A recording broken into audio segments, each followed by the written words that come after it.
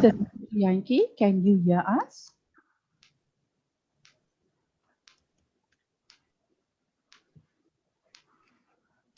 Mr. Richard Yankee, can you hear us?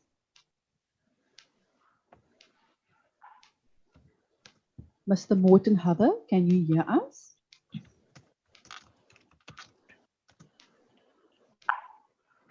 Yes, Ayana, I can hear you.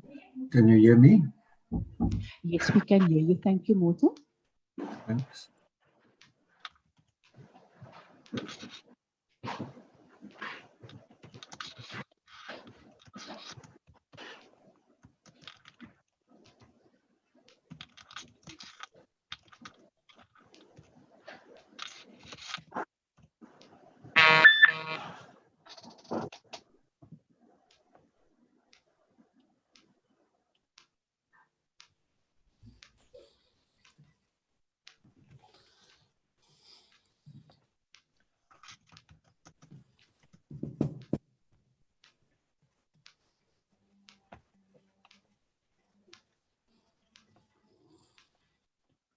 Ms. Pamela Lufele, can you hear us?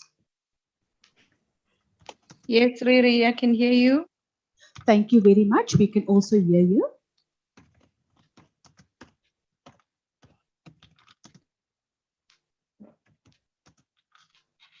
Mr. Freddy Thaifer, can you hear us?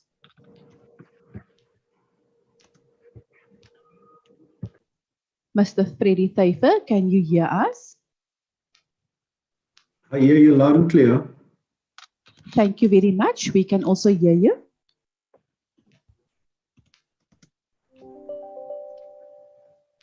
Good morning, Councillor Mangaliso. Can you hear us?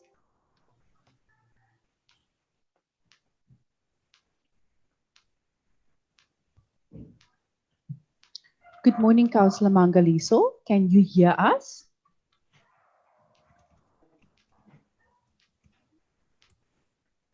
Councillor Matiwani, can you hear us?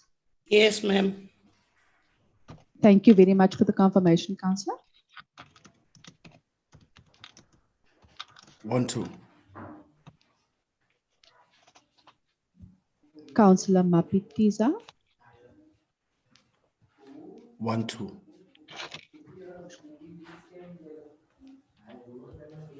Councillor Mangaliso, can you hear us?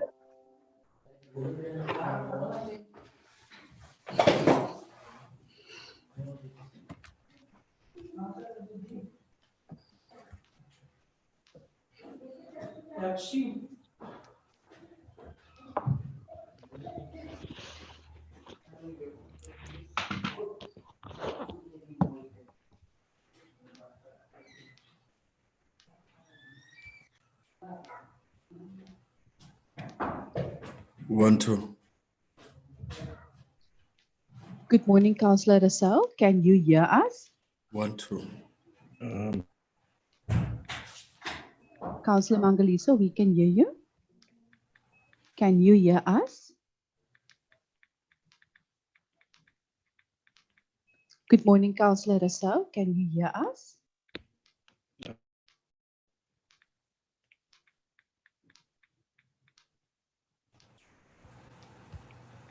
Sorry, can you hear me? I can hear you clearly. 1 2. Yes, we can hear you. Thank you, Councillor Rassau.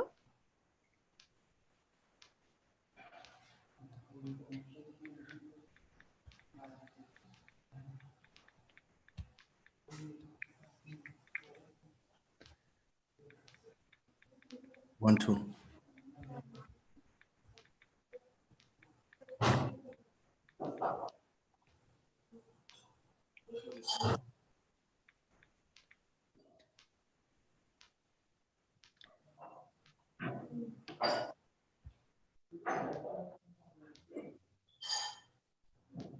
One, two.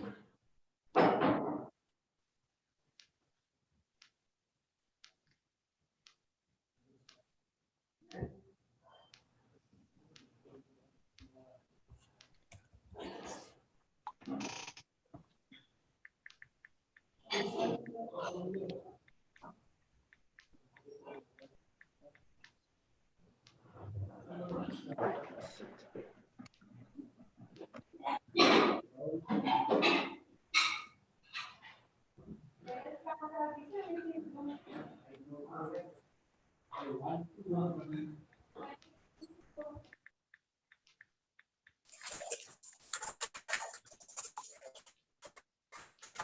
morning, Councillor Tsekolo. Can you hear us? Good morning, Councillor Tsekolo. Can you hear us?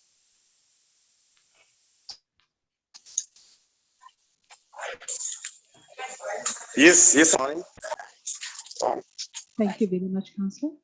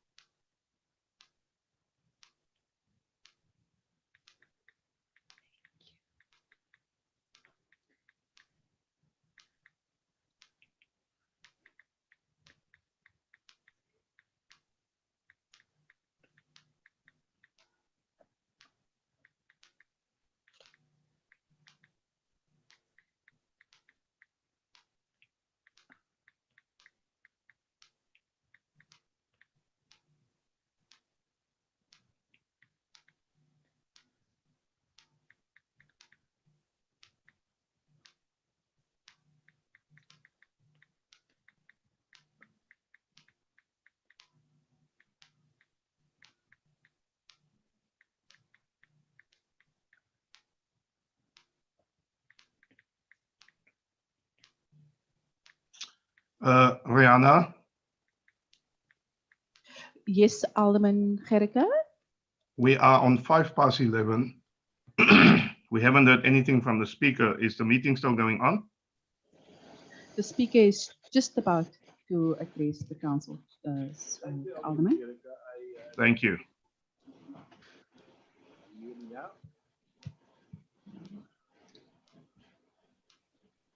Good morning. Am I audible?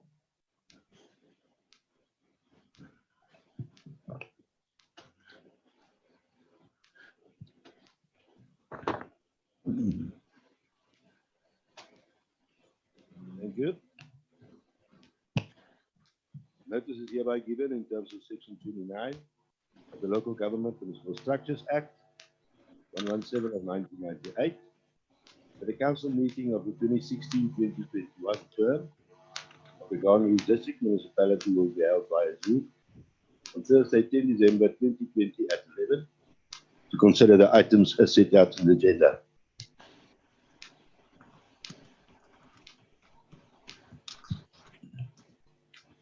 Let me take this opportunity to welcome Mr. Mayor, Executive Mayor, Alderman Boyne, sorry, our Deputy Executive Mayor, or our Aldermen, Elder Ladies, fellow councillors, our Municipal Manager, with his management, administration, secretariat, everybody that's connected.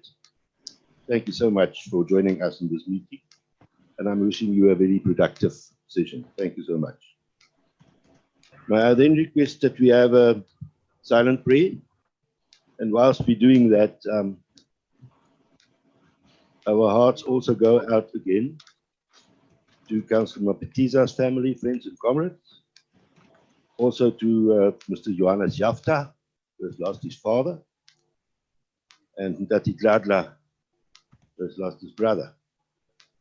Let's also think this time still, every day, of the violence against our women, our mothers, our grandmothers, our daughters,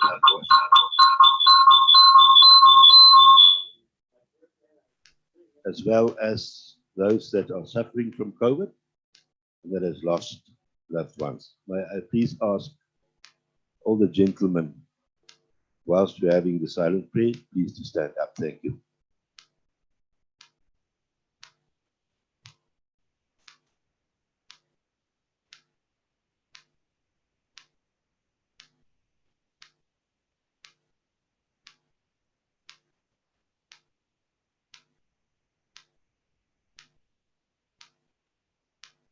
Thank you very much.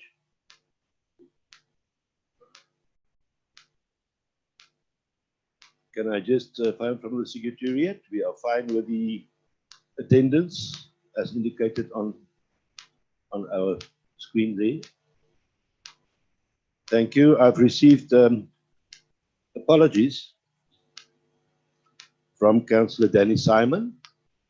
He's still recovering. From Councillor Lose. Got other urgent commitments. And Councillor Sharon May, due to personal reasons. Any other applications for leave of absence? Yes, Speaker, this is Councillor Struble. Thank you, Councillor Struble. May I just apologize for Older Lady Wolmerans and Councillor Zuku. They are still in caucus in Eisner. They may be logging in a bit later. Thank you so much. And I think Councillor Erika Meyer, is they still busy with the disciplinary hearing in Mossel Bay? No, it's been cancelled, so she's also present. Thank you. Thank you so much. I spoke to Thank the you, chairperson Speaker. on my way. Thank you. Thank you, Councillor. Baie dankie, Raad Erika. Speaker, now my hand is also up. Thank you, Alderman van der Hoeven. Please proceed. Thank you, Speaker, for the opportunity. First of all, Speaker, I want to apologize on behalf of Councillor or Alderman or Elder Lady Tobeka Taisi. She has got a doctor's appointment, urgent doctor's appointment that she can't. And then I've got a message, just received a message from Councillor Vanolia Gongabele that indicating that something urgent has come up. I don't know what it is, but that is, I'm tabling it to you. Thank you so much, Alderman. Municipal Manager, any official that you wanted to attend, perhaps? You must just record the leave of absence.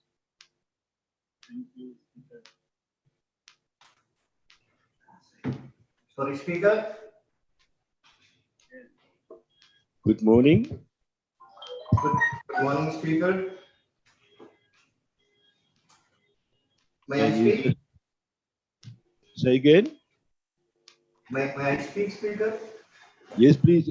Can I please ask, let me repeat myself during this meeting as well. If I don't recognize you, it's not because I don't want you to speak. It's because of the fact that I cannot see your hand when you raise it. I sometimes find it difficult to identify the voice addressing me. So please bear with me, bear with us and the Secretariat. Just indicate your name and please then proceed. If you find that I or us or we didn't or cannot recognize you when you would like to speak, please just say Speaker, Groenewald or whoever, and then I'll give you an opportunity. Can we agree on that? Yes, Speaker. Thank you so much. Please proceed. Thank you very much, Speaker. Speaker, it's Councillor Amagenia from the Oudtshoorn venue. Speaker, I just want to report our presence here and I want to be noted. Thank you so much, Councillor Lamborghini. Speaker, sorry. Can you please repeat that? Can I mention our names here that we are present? Yes, you may allow them to do that. Speaker, then thank you very much. Present here, speakers, myself, Councillor Lamborghini, Councillor Ben van Wyk, and Councillor Jenny Hartley. Councillor Raymond Burskett will be a little bit late. He will join us at a later stage. Thank you very much, Speaker. Thank you, Councillor Lamborghini.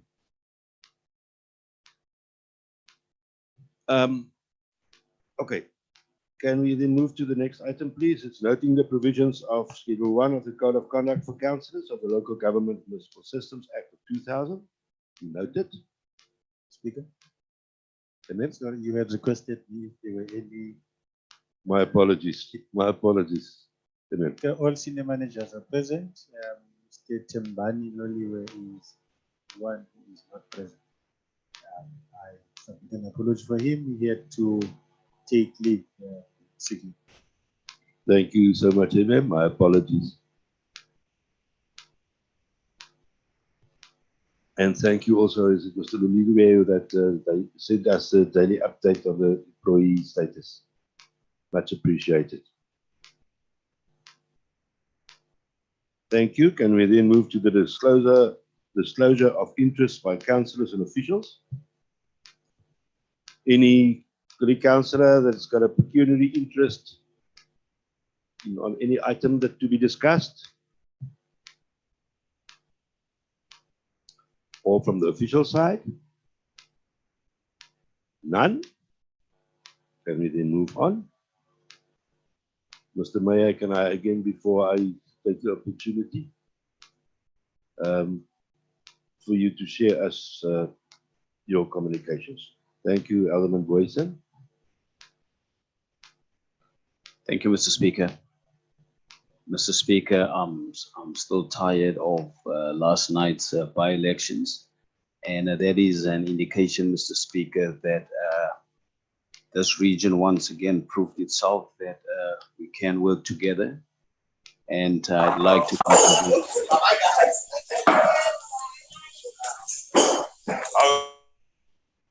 Mr. Speaker, and then in that vein, I'd like to congratulate all the winners of last night, the different political parties, and some of us who did not win some of the by-elections.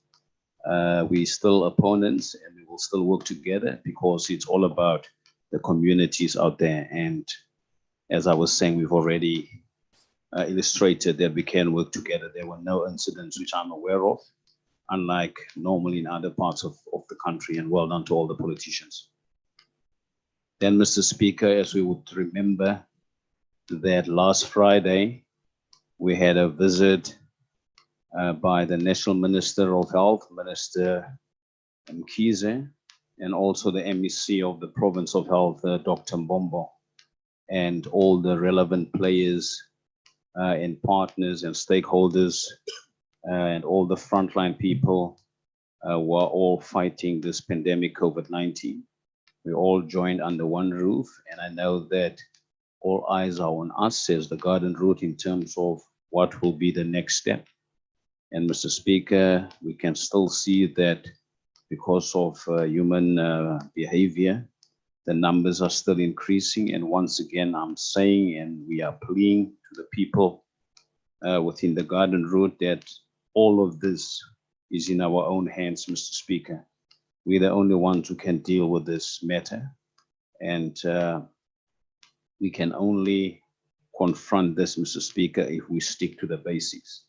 And we're not going to get tired in terms of alerting people on what we're supposed to do. And Mr. Speaker, we can only do so much, and then the rest is up to us as individuals. But Mr. Speaker, just to reflect on that meeting, once again, Mr. Speaker, our gratitude as the Garden Route District Municipality on behalf of all the local municipalities within the Garden Route, our gratitude to all the frontline people, who are dealing with this pandemic. We know that you're doing the best you can under the circumstances.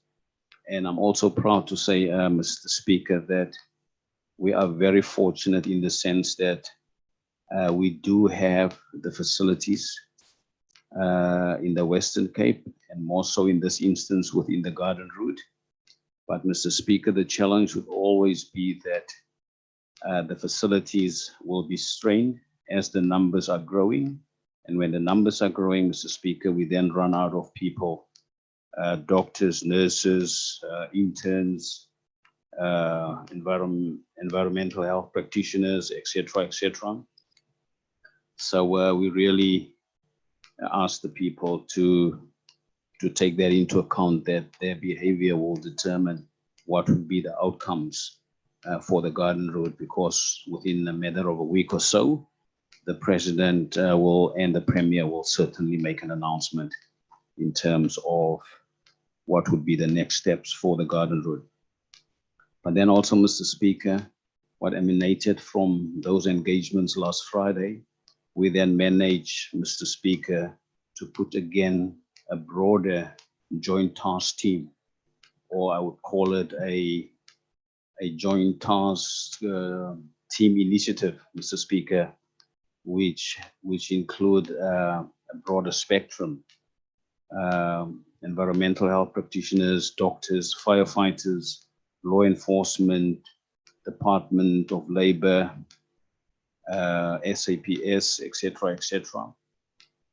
And Mr. Speaker, again, and to the people of the Garden Route, out of this initiative, we have now embarked on spot checks, Mr. Speaker, where we visit premises where we know that there will be a lot of people, or premises that can host a lot of people. We've done some spot checks.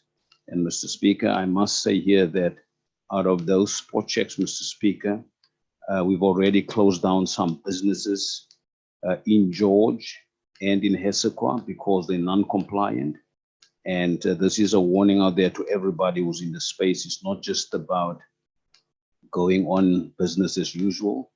We are strictly monitoring the regulations as well. So we are not going to back off when businesses are not compliant.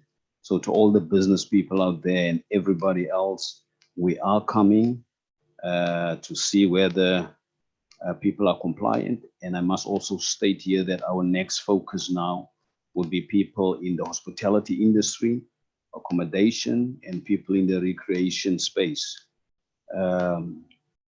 Expect us to knock on your doors, and if you're non-compliant, we will close you down, and we will do the necessary in terms of whether a fine or whether jail terms, etc. We are sick and tired of people who are not taking this pandemic seriously, Mr. Speaker. Then also, Mr. Speaker, again, in partnership with the Department of Labor, we as the Garden Route District Municipality, we will be issuing more than 10,000 COVID kits. And our focus area, Mr. Speaker, is the people in the informal businesses. And we will use all the local economic departments within the local municipalities to identify these businesses within their jurisdictions so that we can issue safety kits in terms of how to deal with the COVID issues. And then also, Mr. Speaker, just as a reminder to the people of the Garden Route and to the local municipalities, that we did embark a couple of weeks ago, or probably a couple of months by now, in terms of fighting illegal dumping. We know, Mr. Speaker, it's a battle which we still engaging at this stage. And at times it would look as if nothing is happening, but we know as soon as we clear certain areas, people go and dump there again. And once again, Mr. Speaker, it's a matter of education, education, education. The people of the Garden Route must not think when we clear illegal dumping that those areas are regarded as collecting points. We don't clear so that people can go and dump there again to think that this is where we continue to come and collect. And Mr. Speaker, because these things lead to the comorbidities, we will also now start acting on people who are illegally dumping. We will put measures in place like skips, EPWP workers. We will also put ears and eyes in the streets, Mr. Speaker, so that we can identify the culprits, and we will then deal with the culprits accordingly. Up to date, Mr. Speaker, we've already cleared more than 100 cubic meters of illegal waste. And as I was saying, Mr. Speaker, that is still a drop in the ocean, but we will continue to do that. And there's still a lot to be done, but the rollout will continue, and we will continue to source more resources so that we can partner with all the municipalities to deal with this issue. Mr. Speaker, this is also the last council meeting for 2020.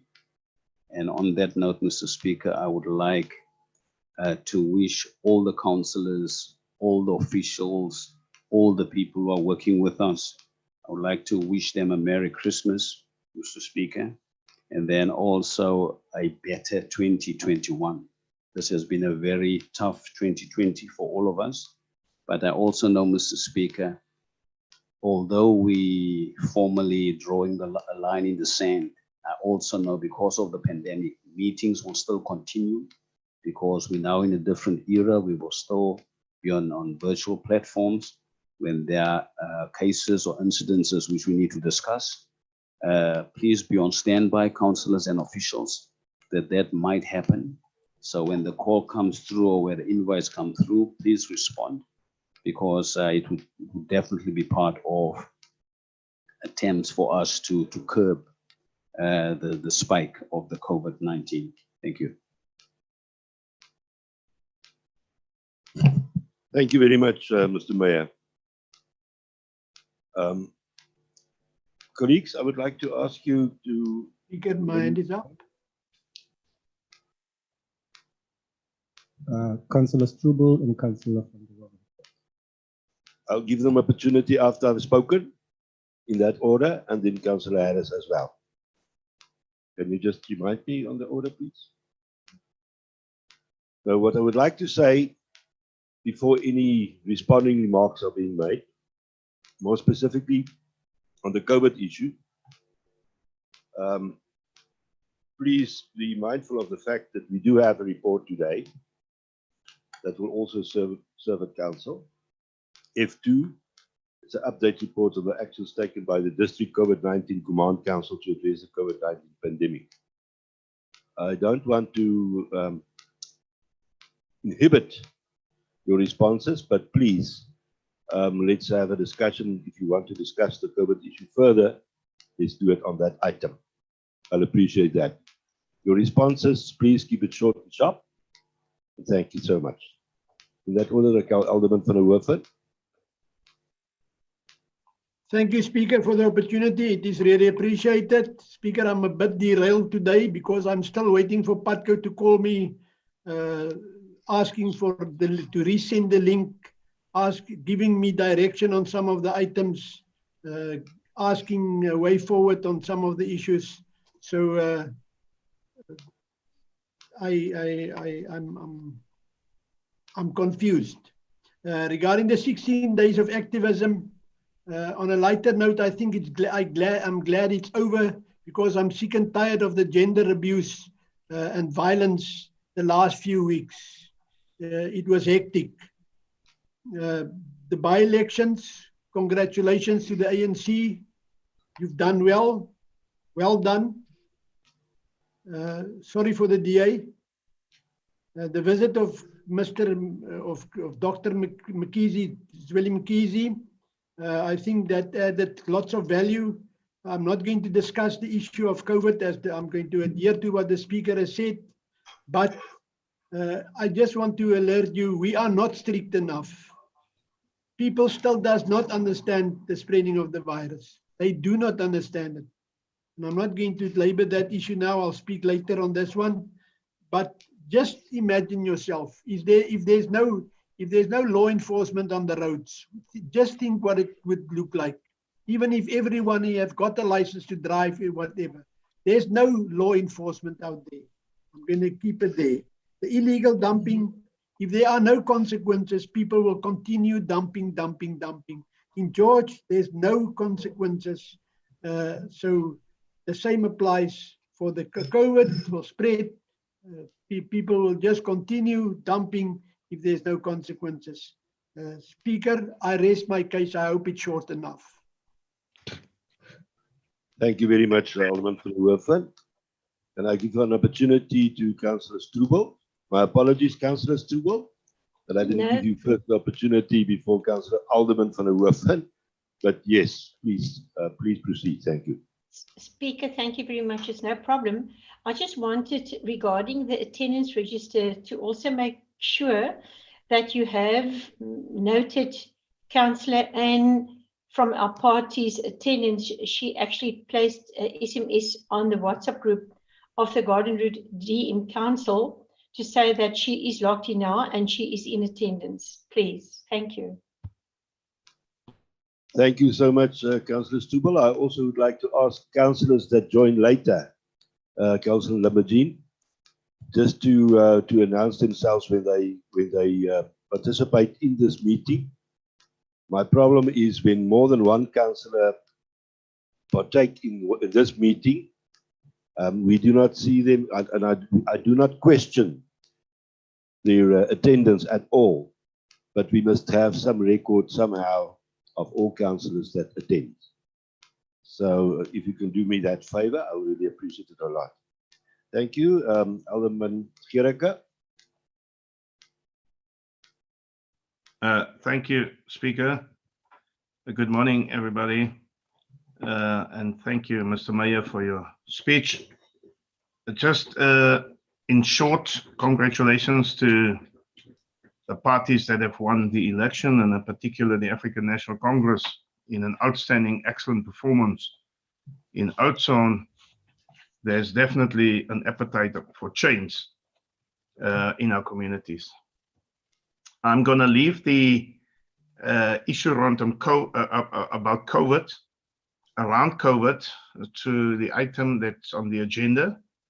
But safe to say, just to commend the department, we have had calls yesterday from our communities to say that the district municipality is present, working in our communities and clamping down on businesses that do not adhere to the COVID rules and regulations. I think, Speaker, that is commendable. We need to praise our colleagues in those departments for doing what they are doing in order to curb the spread of this virus. We, however, want to request the department not only just to concentrate on township economies, but also on the economy in the city of George and all other cities, all other towns, where conventional businesses are also transgressing in terms of the regulations. And then the last council meeting, Mr. Mayor, we also want to say to all councillors and families, compliments of the season. May you have a safe travel wherever you go, and may God be with you. Thank you very much. Thank you very much, Alderman Gericke. Councillor Harris.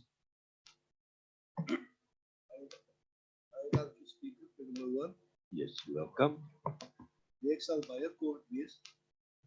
Eerstens, voor van dit sê dat Speaker, sorry, there's a sound problem. I can't hear Councillor Harris.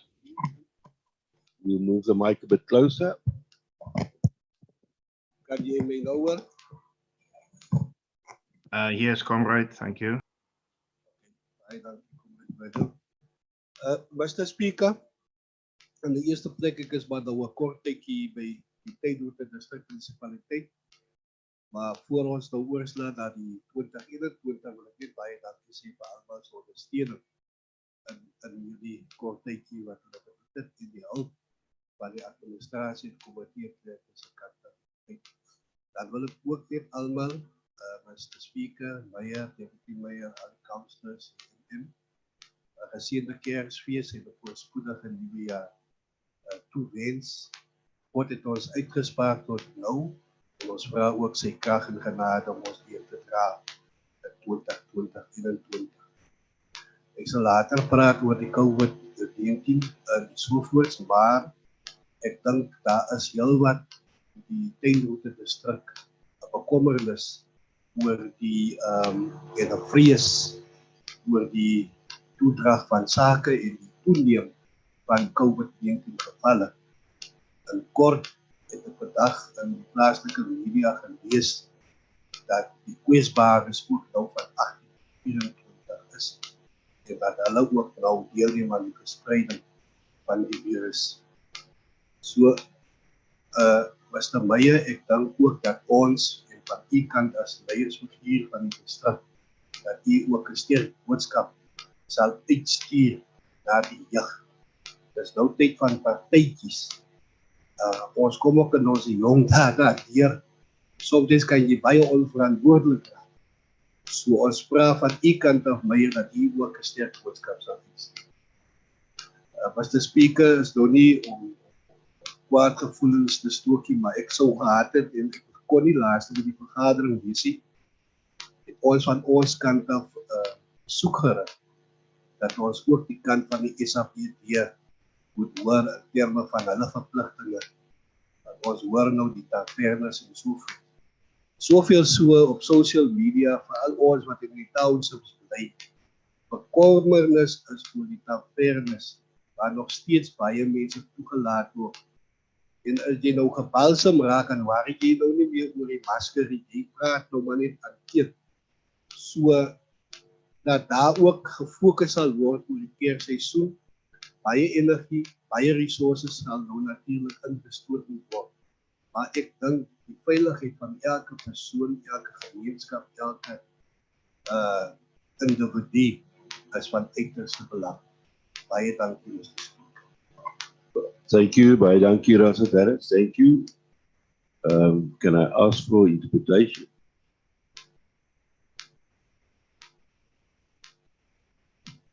Inkosi Somlomo. Somlomo ndifuna nje uba mfutshane kodwa ke mandithathe eli kuba ndithi akuxesha lide ndilapha kwilunga. Ndinexesha nje ndilapha ndifuna nje ubulela inkxaso esendifumene kwibhunga kwexesha ndilapha. Endifumene kakhulu ke kwi-community services.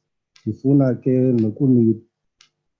nokuninqwenelela iiholide zehlobo ezintle.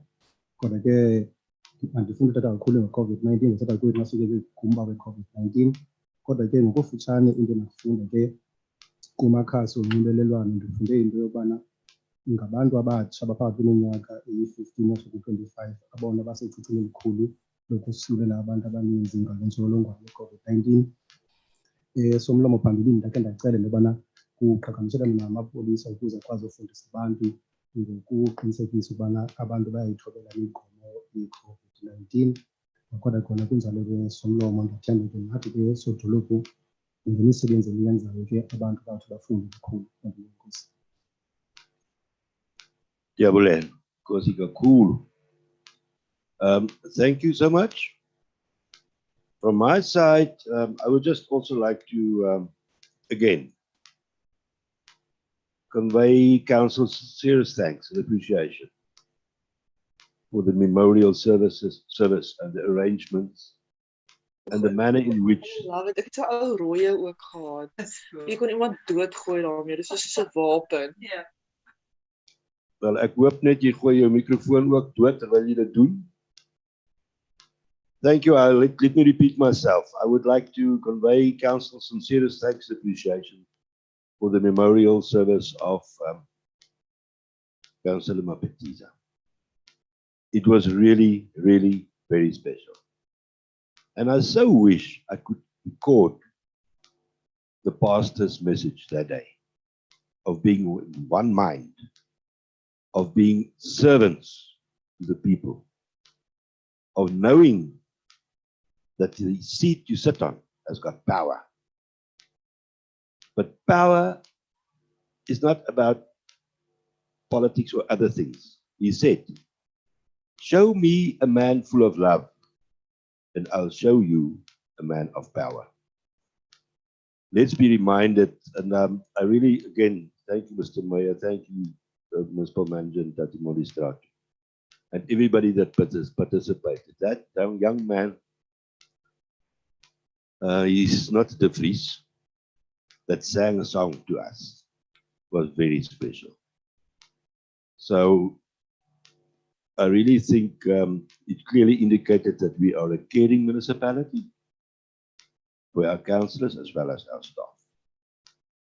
Then I would like to, from my side, also congratulate Mr. Mayor and MM and everybody that arranged the Garden Route Environmental Forum yesterday. Again, it was, I just wish we could share that with everyone that attended. I, for instance, shared the link with councillors in Mossel Bay and officials, everyone, to participate and to share, to listen to that. It was really, and I thanked the speaker in the end. I said, let's give him a round of applause, everyone, for caring for environment and to keep it safe and to do in a committed way what they're doing to save our planet, to save our land for our children and our children's children. It was really I learned a lot. It was very educational, and it was not at all boring. We learned a lot. And then from my side, I would like to thank everyone. Colleague councillors, Mr. Mayor, your executive team, Mayoral Committee, all the councillors. Mr. Municipal Manager, that is Strato, to you and all your precious staff. And I don't want to concentrate on specific groupings because you are all bright stars and you are committed. And you really, as our mayor always say, you punch far above your weight. And we honestly, from our heart, appreciate what you do and what you've done in 2020 for all of us. Not only for this council, we are here as servants of the people.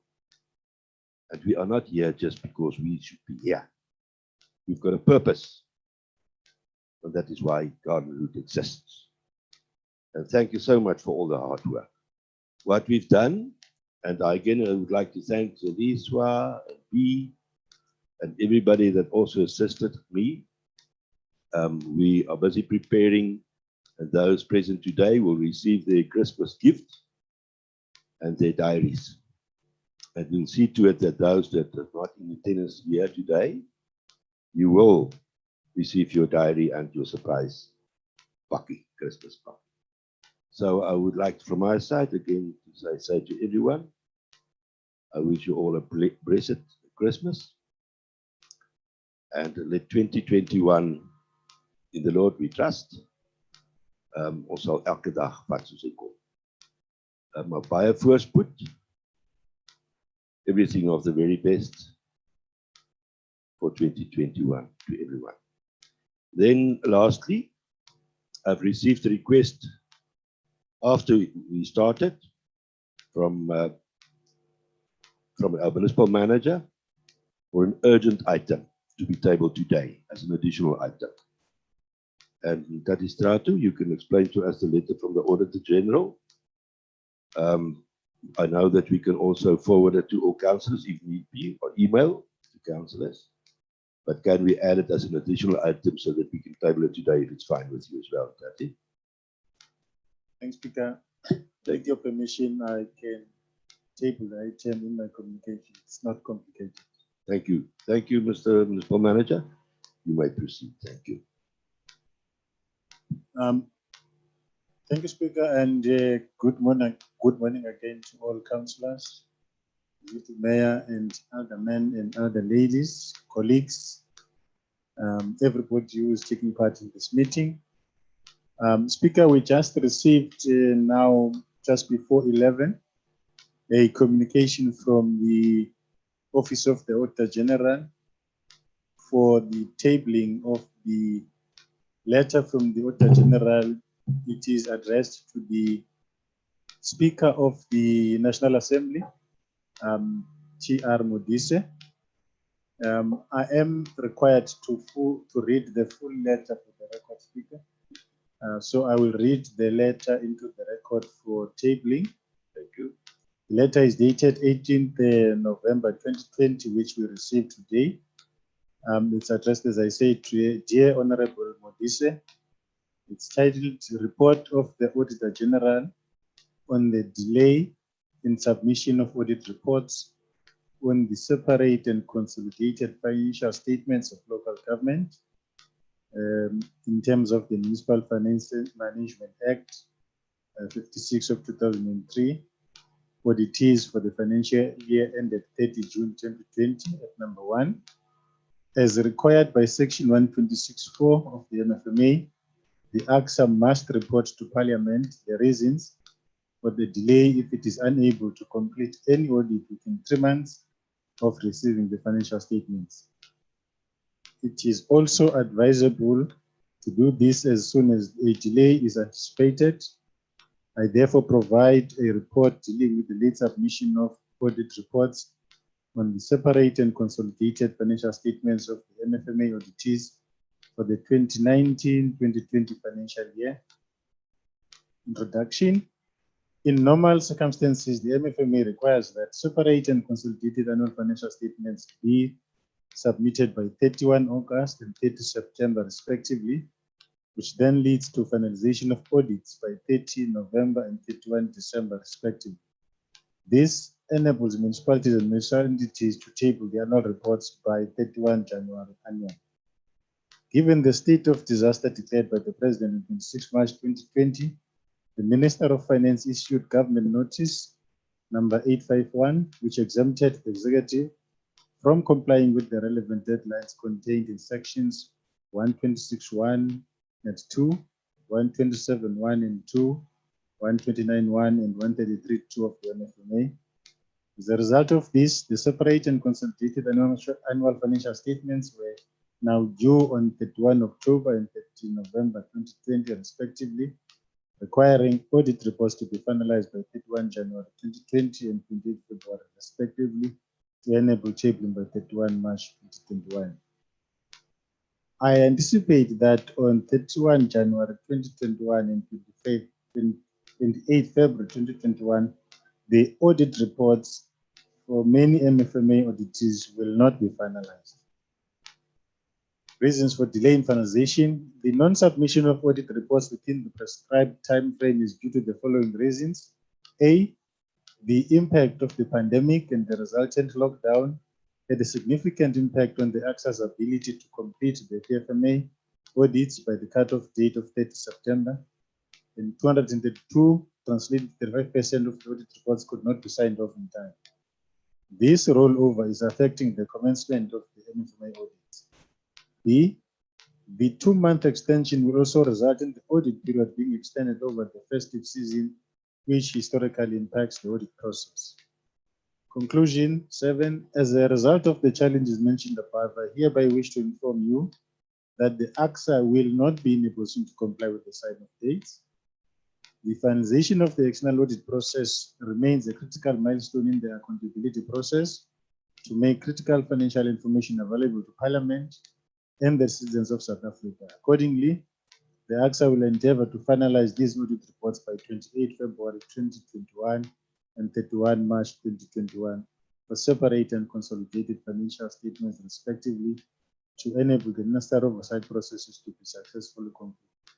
Yours faithfully signed, Tsakani Maluleke, Deputy Auditor General as she then was, but currently the appointed Auditor General. The letter is read into the record, Speaker, and hereby tabled for noting by Council as it is directed to the Speaker of the National Assembly. Thank you. Thank you, Municipal Manager. Thank you, Speaker of Maya. Mr. Speaker, I propose that we take note of the letter read by the Municipal Manager. Thank you. Alderman van der Werven. Thank you, Speaker. Speaker, in 3 sentences, can the just indicate, because I struggle to follow exactly what is going on. So just summarize in 3 sentences what it all entails.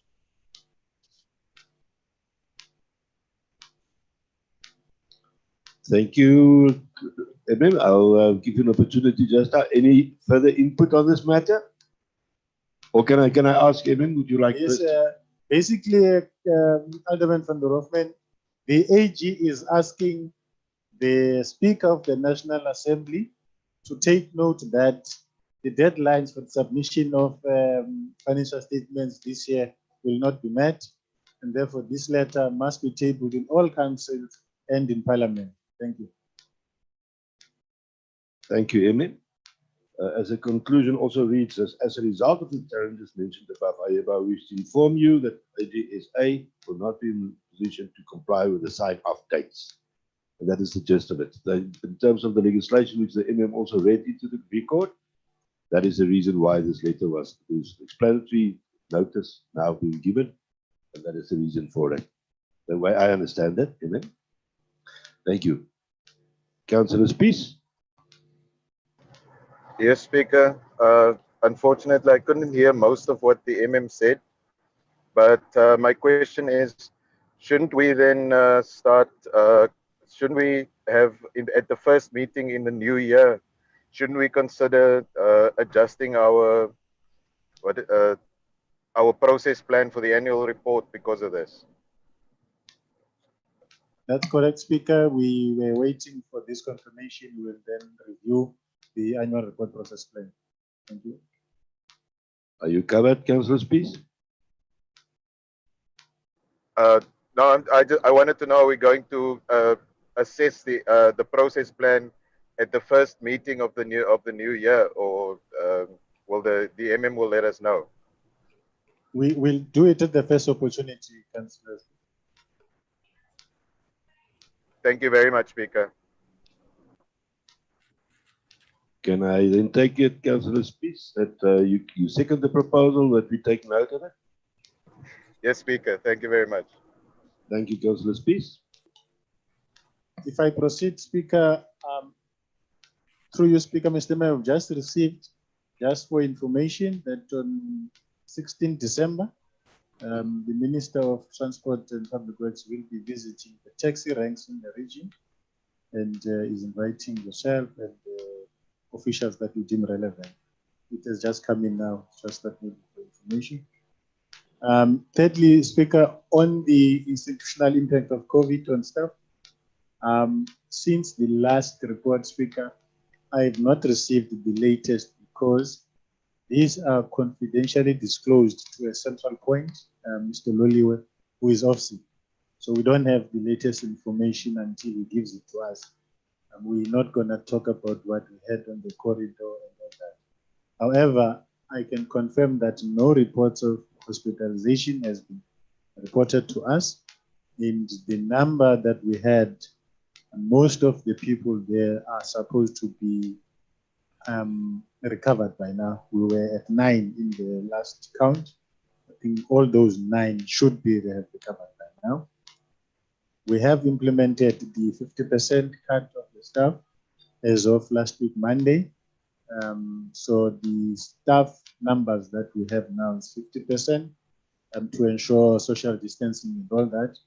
As you know, Speaker, by next week, Wednesday, we will be closing the roads department entirely, which then reduces the numbers significantly. But we would just like to communicate to staff and everybody that's going away to understand that they are going to COVID. It's not here, it's where they actually stay. To say, please look after yourselves, protect us and your loved ones and your family so that when we come back in January, we don't have more positive cases. Speaker will then be reviewing the comeback procedures in our next management committee meeting in terms of possible testing of people that are returning and how we're going to phase in the return of staff so that we comply with the COVID protocols. We're aware that by January, this second wave would probably reach its peak, and we anticipate more numbers from all the festivities that people are going to attend. We just want to plead with the family of Garden Route to please look after yourselves. It has been a very difficult year for us, Speaker, as the family of Garden Route. We have lost colleagues.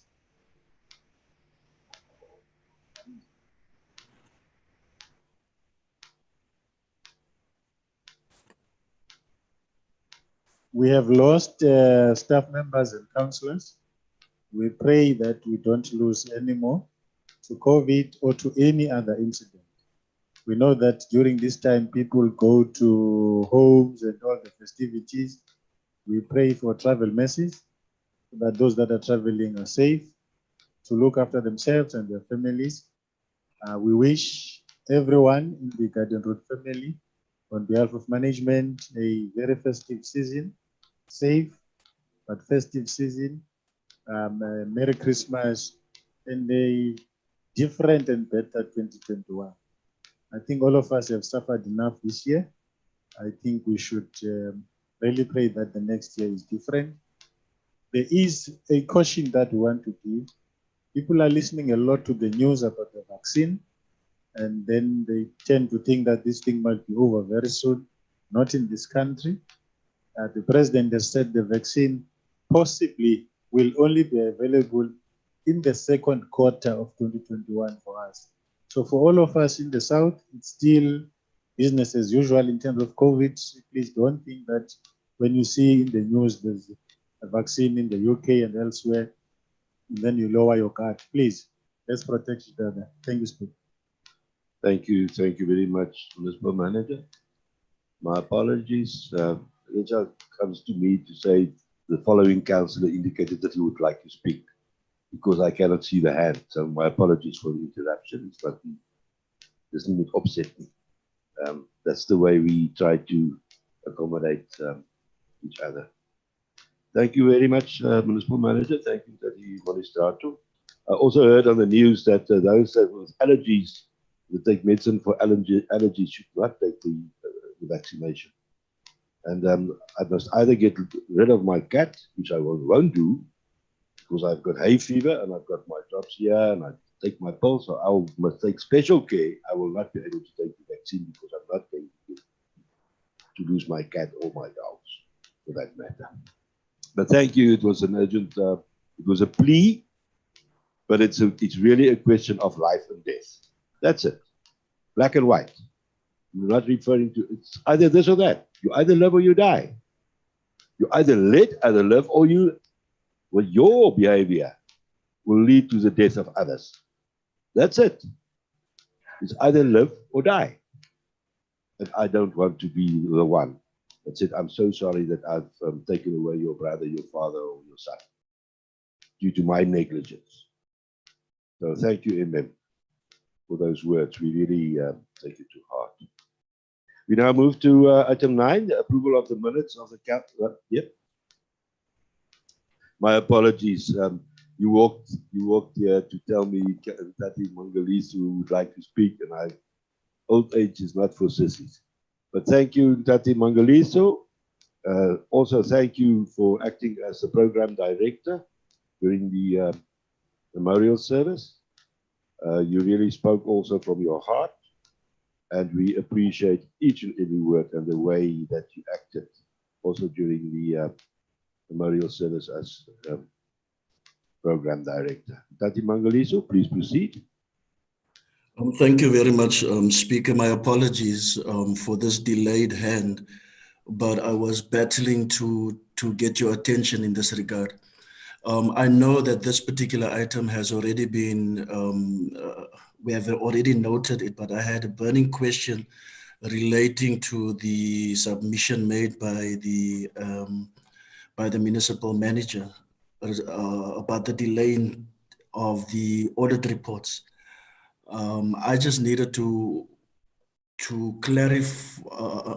I just needed clarity as to what type of impact this delay in submission, because I note, if I heard correctly, that the Auditor General is saying that or rather AXA is saying that these reports will only be available by the 28th of February, around about that time, which means that it will have some impact on the annual report of impact.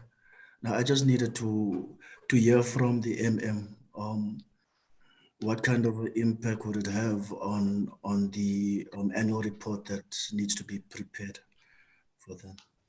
Thank you, Tati Mangaliso. Now, please, thank you for, we can rediscuss it if need be. I know we've got rules, and those rules, that's why we didn't promulgate them yet.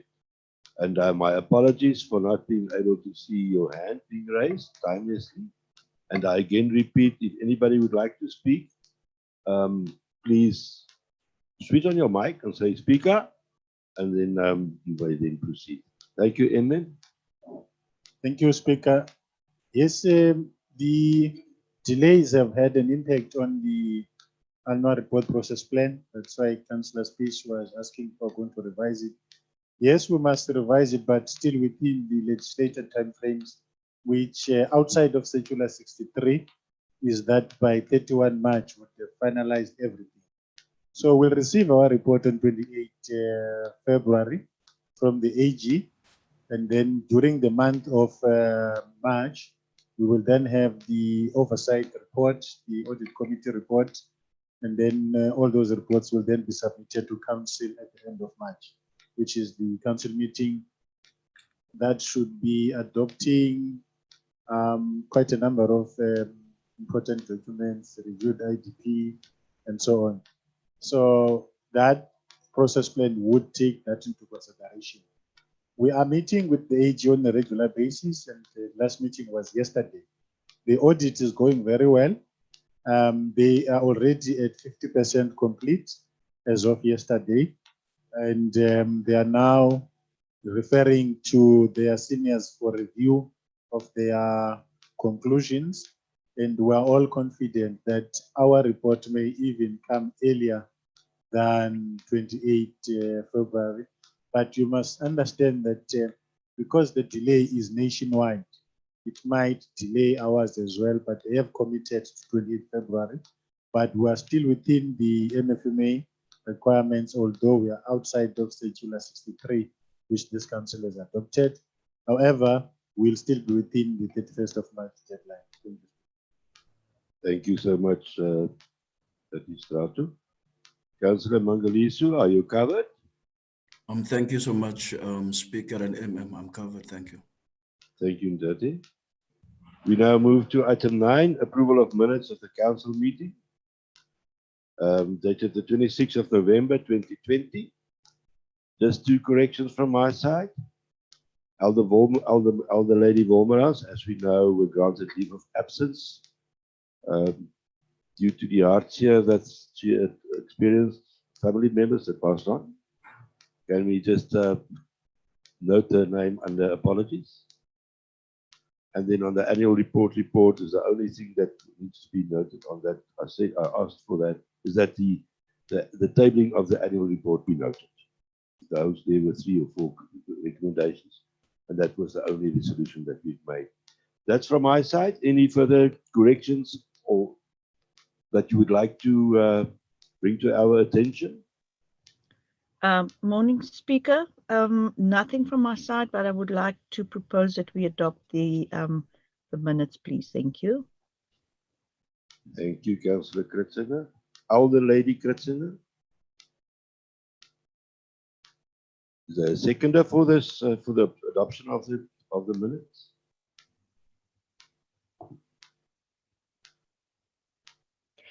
Speaker, I will second. That our Deputy Executive Mayor. Thank you, Deputy. And again, thank you,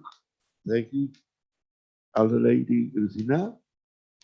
Can I also take this opportunity, I'm not discussing the minutes, but let me convey my thanks and appreciation for the way and the manner in difficult times minutes are being kept. To find one small, it's not even a typo, in so many pages, and we had a meeting for 4.5, 5 hours, and one small issue that's only need to be corrected. I think we need to give them a hand of applause. Can we do that? Thank you so much. Can we then move to item 10, the minutes of the mayoral committee meeting, dated the 30th of October, pages 42 to page 60. Can we just take note of it?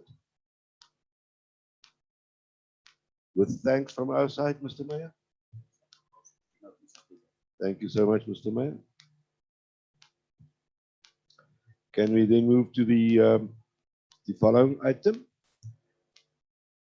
That is under standing items, 12.1, appointments, service exits, and labor relations information for November 2020. You find it on page 61 to page 72. Any input, discussion, comment?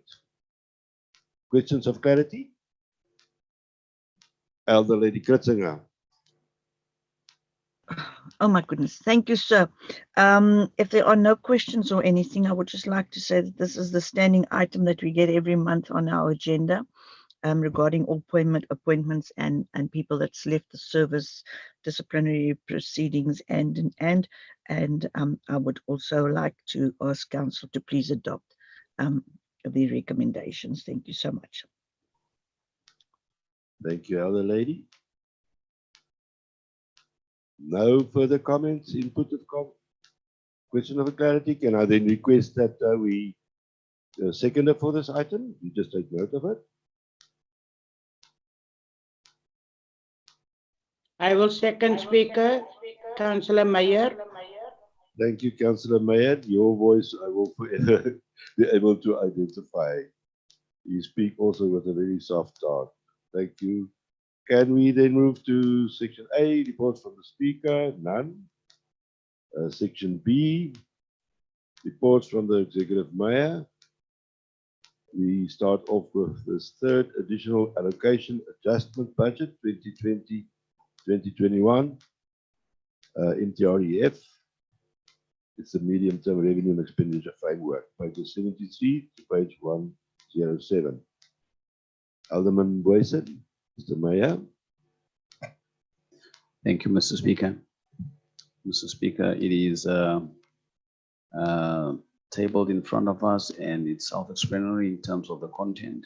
I will then hereby, Mr. Speaker, propose that we go with the recommendations for approval. Thank you.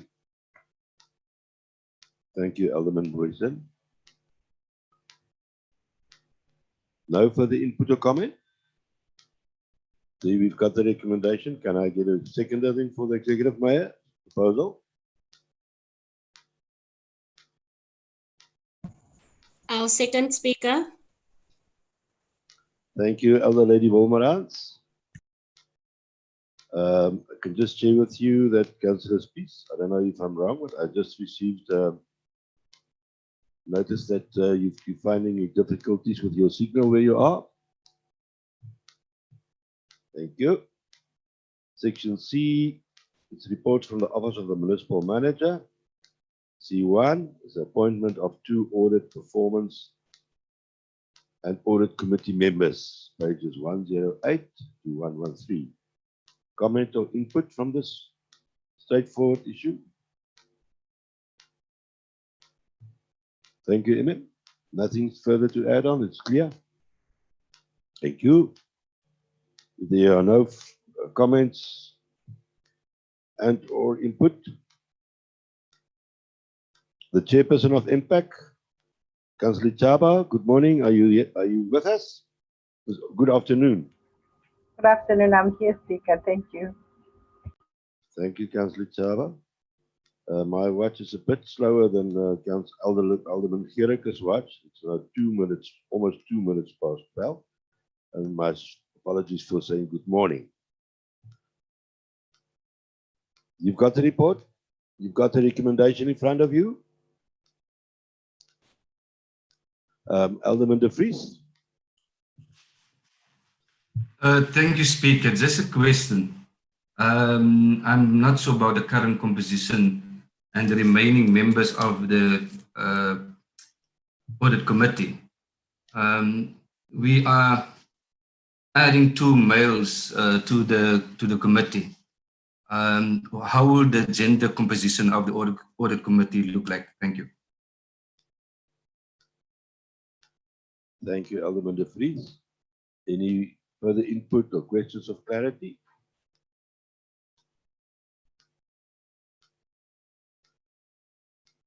Thank you. Can I then get the response? Thank you. Thank you, Speaker. If Council approves these appointments or these recommendations, it then means the composition of the audit committee will have the lady as the chairperson and 3 gentlemen serving in the committee. Thank you. That is Trato. Alderman De Vries, there is your answer. Speaker, may I have a follow-up? You're welcome. Thank you. Speaker, I'm speaking on the issue about gender equity and that we as a municipality have adopted as a policy. So I'm just asking, and I know sometimes when we put out adverts that we don't get the necessary responses. Was this 3 gentlemen the only qualifying persons in terms of our criteria that we have set up? Thank you.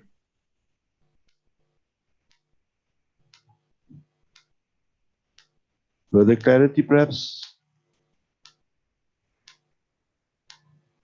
Thank you. Thank you, Speaker.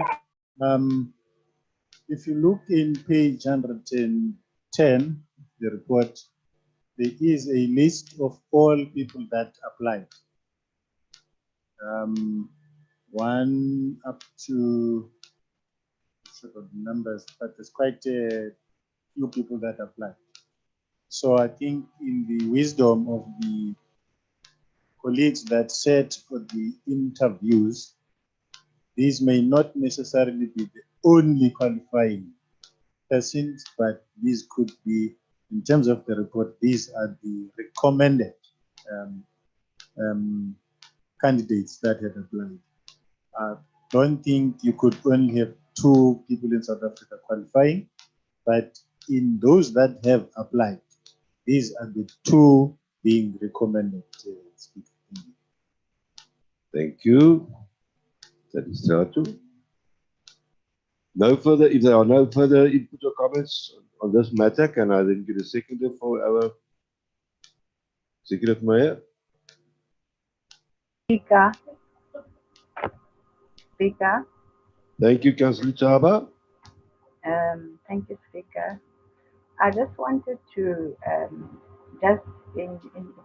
to note that I think what is Councillor or Alderman Jeffries is trying to bring approach is that it is important that we need to take note, even though then when we start with these interviews and so forth, so that we always look at the gender in parity.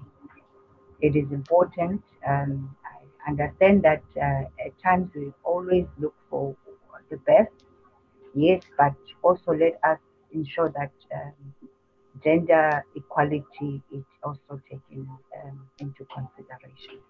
I think it's important for us to be conscious of that when we are doing these interviews, and it's within our policy to do that. Thank you, Speaker. Thank you, Councillor Chaba. Our Municipal Manager. Yes, but I think the councillors are correct, and this practice has been case in our audit committee up to now. You'll recall that we had 2 women and 2 men up to now. But if you look at the executive summary, it does say there were 25 applications, but the applications that were considered for shortlisting and further deliberations were 3. The reason for that is that it is stated there, although this is not my report, Speaker, it does say they were looking for people who possess financial management and or municipal law expertise. I'm sure that is the limiting factor that then resulted in the recommendation as it stands. Not necessarily that people were not qualifying to be members of the audit committee from the 25 that applied. I think in terms of the strengths and the expertise of the different members, the ones of municipal law expertise and financial management was the limiting factor. As I say, Speaker, this is not my, I'm not the author of the report. I'm just trying to explain my understanding of what was submitted to us for recommendation to council. Thank you, Evan. Are you fine with the explanation, Councillor Chaba, for response?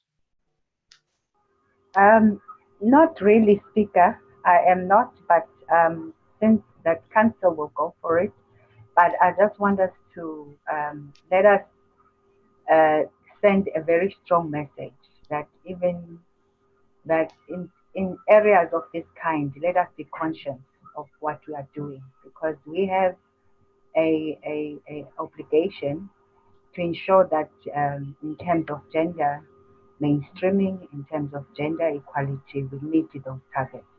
So let us be conscious of it.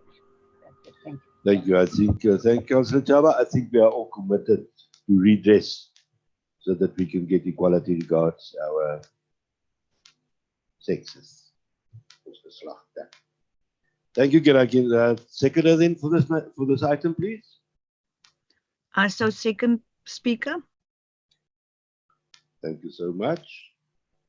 Can we then move on to item C2, the APAC report on the internal audit, risk management and performance management, pages 114 to pages 132.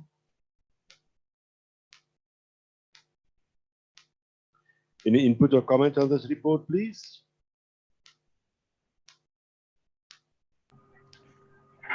Speaker. Councillor Chaba, please proceed. I just wanted to thank the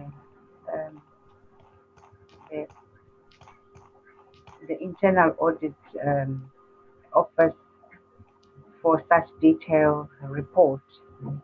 And it's just, you know, at times when we look at the risk, because risk are the most critical things in terms of planning and the way forward. And this year, our risk, they are very, you know, they are unpredictable risk, you know, and working with it going forward, I think it's, as I say, our 5 risks are such a crucial one, and they are not in our care, unfortunately.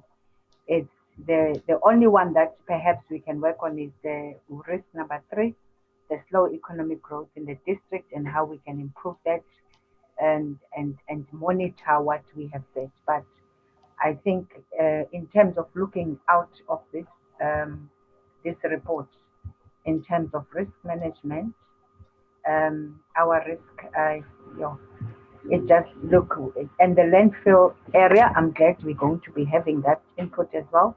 But the risk factors that are here, as I say, it will need for us to be able to monitor them, but which is mostly, it's not in our hands. But thank you for this report, because it shows us the way forward, how we can go forward and how we can mitigate our risk where we can. Thank you, Chair. Thank you, Speaker. Thank you, Councillor Chaba. I just want to share with my colleagues that yesterday perhaps couldn't find it possible to attend the environmental forum. There was a presentation done on the review and update of the disaster risk assessment of the Garden Route District Municipality by DMS NPC.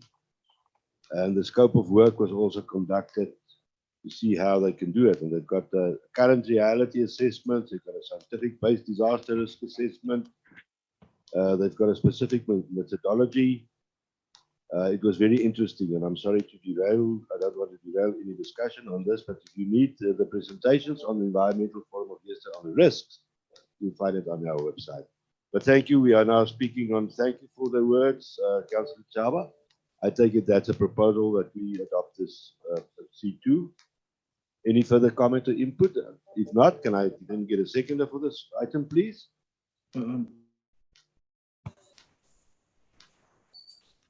Speaker, I'd like to second. Thank you, Councillor Strubo. We then move on to section D. That's the item from Financial Services Department. It's the review of the Garden Route District Municipality Long-Term Financial Plan. And those that also attended the workshop were the first, or where we were introduced to this. We only sat in awe, if I can put it that way, to say that, you know, such excellent work we're getting done. And I wish I could have appointed Garden Route District Municipality to do my finances personally as well. I would love it, the plan being developed personally. But congratulations again. There you've got it. It's a review of the Garden Route District Municipality Long-Term Financial Plan, pages 133 to 288. Input or comment on this report?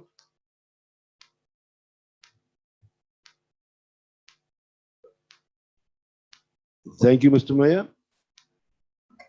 Thank you, Mr. Speaker. And Mr. Speaker, once again, I want to say thank you to the municipal manager, the CFO, and the teams who are working on this. And this is the best we can do, Mr. Speaker, with the limited resources we have. Mr. Speaker, I just want to put a rider to it that circumstances have drastically changed, and we should also just be flexible that this might probably not be cast in stone. Thank you. Thank you, Mr. Mayor. Thank you, Municipal Manager and Tatistrato. Thank you, Speaker. I think for all councillors, this is a very important reference point. Moving forward for the sustainability of this organization. As the executive mayor, this is a living document. It's not cast in stone. Circumstances change. COVID has turned things upside down. There are issues that we need to do differently. Where we were thinking of looking at just reducing the employee-related costs to be within our means, because of the unemployment rate and everything that is happening, we have to look on the other side, which is growing the revenue of the organization to actually protect the jobs that are already there instead of laying people more out as well. We also are saying, if there was a conclusion before that our resorts can never be profitable and therefore must be privatized, that is being turned around very drastically as well, because the reports we're getting now, since we appointed the acting manager for properties, there is a clear turnaround in the management of the resorts on the whole property management portfolio in terms of the leases and the monies that we're supposed to be getting. I'm sure councillors, as time goes on, you will notice a lot of changes in the Hook, Callisto Spa, and all the resorts that we have. So one of the conclusions that was there initially in the report that was submitted by the consultant, that we can no longer manage the resorts, has been turned around as well. So it does show that we have to put our plans not as cast in stone, but as living documents that must be reviewed from time to time to ensure that our institutions are sustainable, but not only sustainable, but also resilient to risks that we have never anticipated, like COVID-19, which has shown that most of the world is unprepared or underestimated the poverty levels and the unemployment levels and inequality that is out there. And therefore, the strategies can never be the same as they were maybe 2 or 3 years ago. Thank you, Speaker. Absolutely. Thank you, Municipal Manager.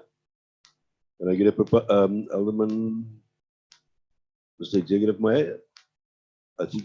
Speaker, Councillor De Vries's hand is up a long time already. Thank you, Alderman De Vries. Please proceed. Thank you, Speaker. As the ANC, we would like to support and appreciate this report that's in front of us. I think as the Executive Mayor have said that it's a living document. As the economy is going to change, and if you look at the last report in terms of the economic outlook for the garden route, it's very clear that we from time to time will come back to this document. I think that Council must just ensure that we give the necessary resources and capacity to the municipal manager to execute this plan. So we support this plan. Thank you. Thank you very much, Alderman De Vries. Can we then move on to the next report? D3. Speaker. I can see, is that Councillor Alderman Gericke? Yes, sir. Thank you, Alderman. Please proceed. Let me also say thank you for this report. We are in full support of this report. Thank you, Mr. Municipal Manager, that you've given light now in your submission. And this is exactly what we've been asking all the time. You are moving in the right direction, and we will support you in your endeavors. Thank you so much. Thank you, Alderman. Elder Lady Kutzinger.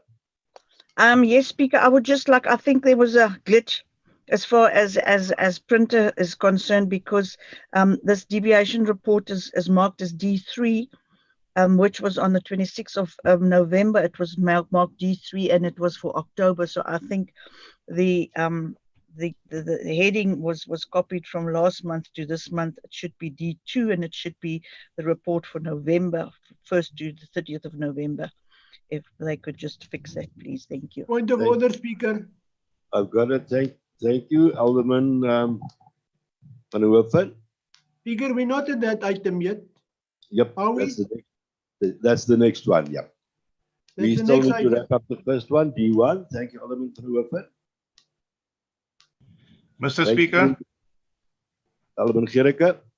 can I just ask you that we respect one another when we speak? You are always emphasizing this fact. Let us respect one another until you make the call, until you as the speaker make the call to move on to the next item. There's no need for any councillor to move on to the next item without your permission. Thank you, sir. Thank you, Alderman. Thank you. Councillor Gericke, to please just relax. I have to apologize, Speaker, that I did that. I thought we were moved on, or we moved on to item D3 already, which should be D2. Sorry Thank about you. that, Speaker. Thank you. Thank you. Thank you to both elder persons. I'm well aware as a speaker that life happens sometimes. So let's go to D1. We're still there, Alderman Executive Mayor. Thank you. Thank you, Mr. Speaker. Mr. Speaker, I'm raising my hand on the point of explanation. Mr. Speaker, Alderman Gericke keeps on referring to, as an example, he congratulated, in the very first item, he congratulated the ANC for yesterday's by-elections. And now on this item, Mr. Speaker, he said that we support this. Now, Mr. Speaker, I need clarity on that we, because if Councillor Alderman Gericke referred to we, then it means the composition of council is wrong. Speaker, Okay. can I interrupt? Can I interrupt? If you stand behind the car and you wee, what do you do? Alderman Van der Westhuizen, Alderman Van der Westhuizen, I recognize you. Please proceed. Speaker. No, Alderman Van der Westhuizen, I recognize you. Alderman Gericke, I hear you, but Alderman Van der Westhuizen was first in the line. Thank you, Alderman Van der Westhuizen. Now, Speaker, I withdraw. I wanted to say something, but I think I'm out of order. So please proceed. But I do want to speak on this item when you allow me. Yes, that is your opportunity. Thank you, Alderman Van der Westhuizen. Please proceed. Now, I wanted to say something about we, but you won't appreciate that. Speaker, as far as this item is concerned, the deviation report. Speaker, last month we praised. Speaker. Alderman Van der Westhuizen, my apologies. Alderman Van der Westhuizen. Can we just get the seconder then from? I think it was proposed and seconded. The report. Can we then say that we move now on to item Mr. D3? Speaker. The Mr. report. Speaker. Can you please allow me to finish speaking before you let me just say? Yeah, Can we but the please mayor wrap- raised a point. Can we The mayor please raised a wrap- point, Speaker. Can we please wrap up D1 and can we move to D3 now? Thank you. Mr. Speaker. We are now on D3, deviation report, the implementation of the supply chain management policy for the period 1 October to 31st of October. Alderman de Vries, please proceed. Ja, Eugenie Mayakansi. Speaker, no, I've already spoken on D1. I'm not, yeah, no. Thank you. I'm not Ken. speaking. We are now with the new D2. That's a deviation report, the implementation of the supply chain management policy for the period November.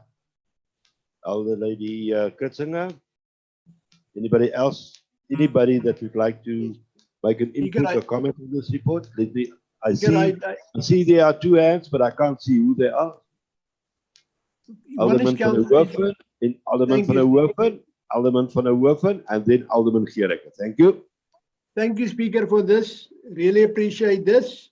Last month, we applauded you for bringing down the deviations to almost nothing.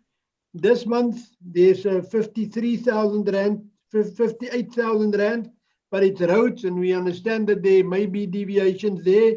So once again, Speaker, Mayor, you've done well. And I hate congratulating the opposition, but on this side, on this one, we've got no choice.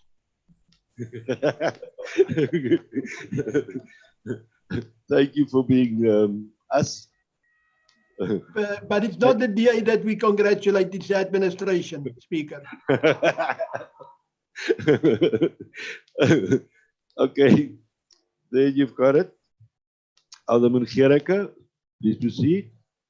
Yeah, thank you, sir. Colleague van der Hoeven, this item has got to do with good governance. Good governance from extremely committed officials in this district municipality. Officials that want to make this municipality work and that want to keep the administration clean. And Speaker, I would just like to congratulate once again the municipal manager. What shall I say? Oh, jette, wie nie so, mense. I just hope that sneeze was done with a mask on, but it's fine. No, that's a deliberate sneeze. That's a, if they cannot talk me dead, they want to sneeze me dead now. Sure. Dit erger word, die onverdraagsaamheid, die intolerance. Mr. You must have a you and your officials must have a very good festive season. You have done extremely well. I have now said in the beginning that I congratulate you. Let me again say, Mr. Mayor, we congratulate the Speaker. I mean the municipal manager. And when I say we congratulate Mr. Speaker, then it's the parties that I represent in this council, the smaller parties in George. It's not we as the ANC. I'm not a member of the ANC, and I'm not part of the African National Congress.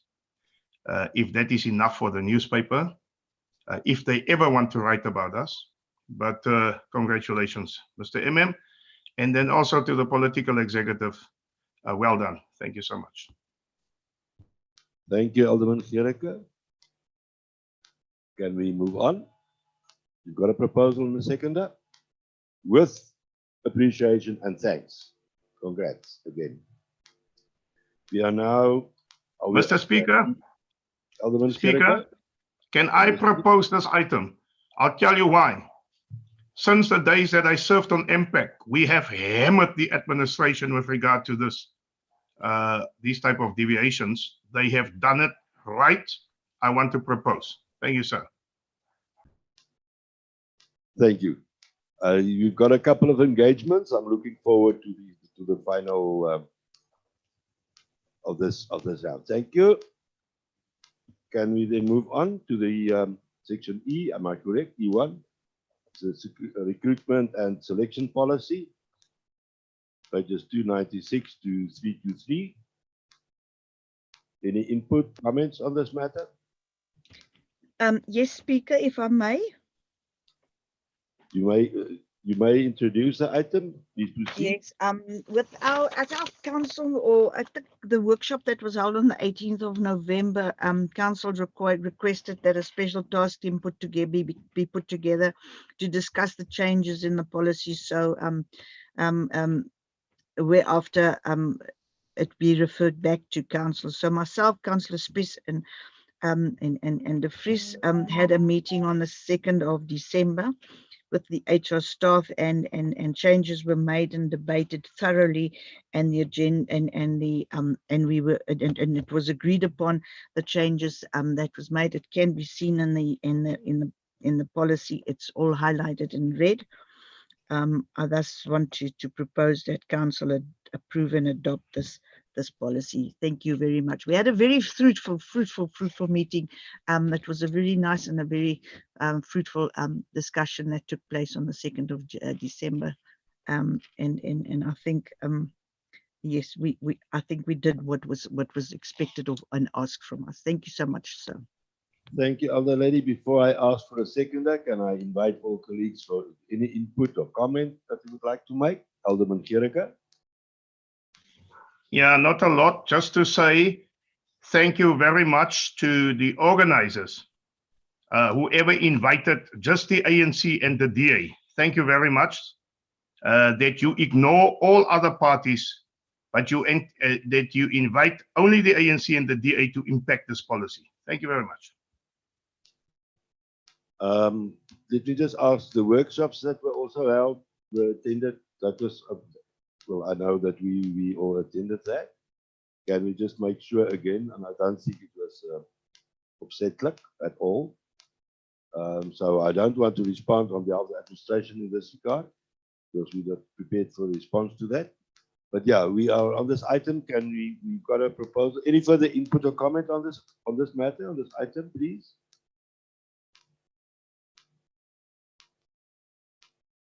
If none, can I then get a seconder for this policy to be adopted finally by council?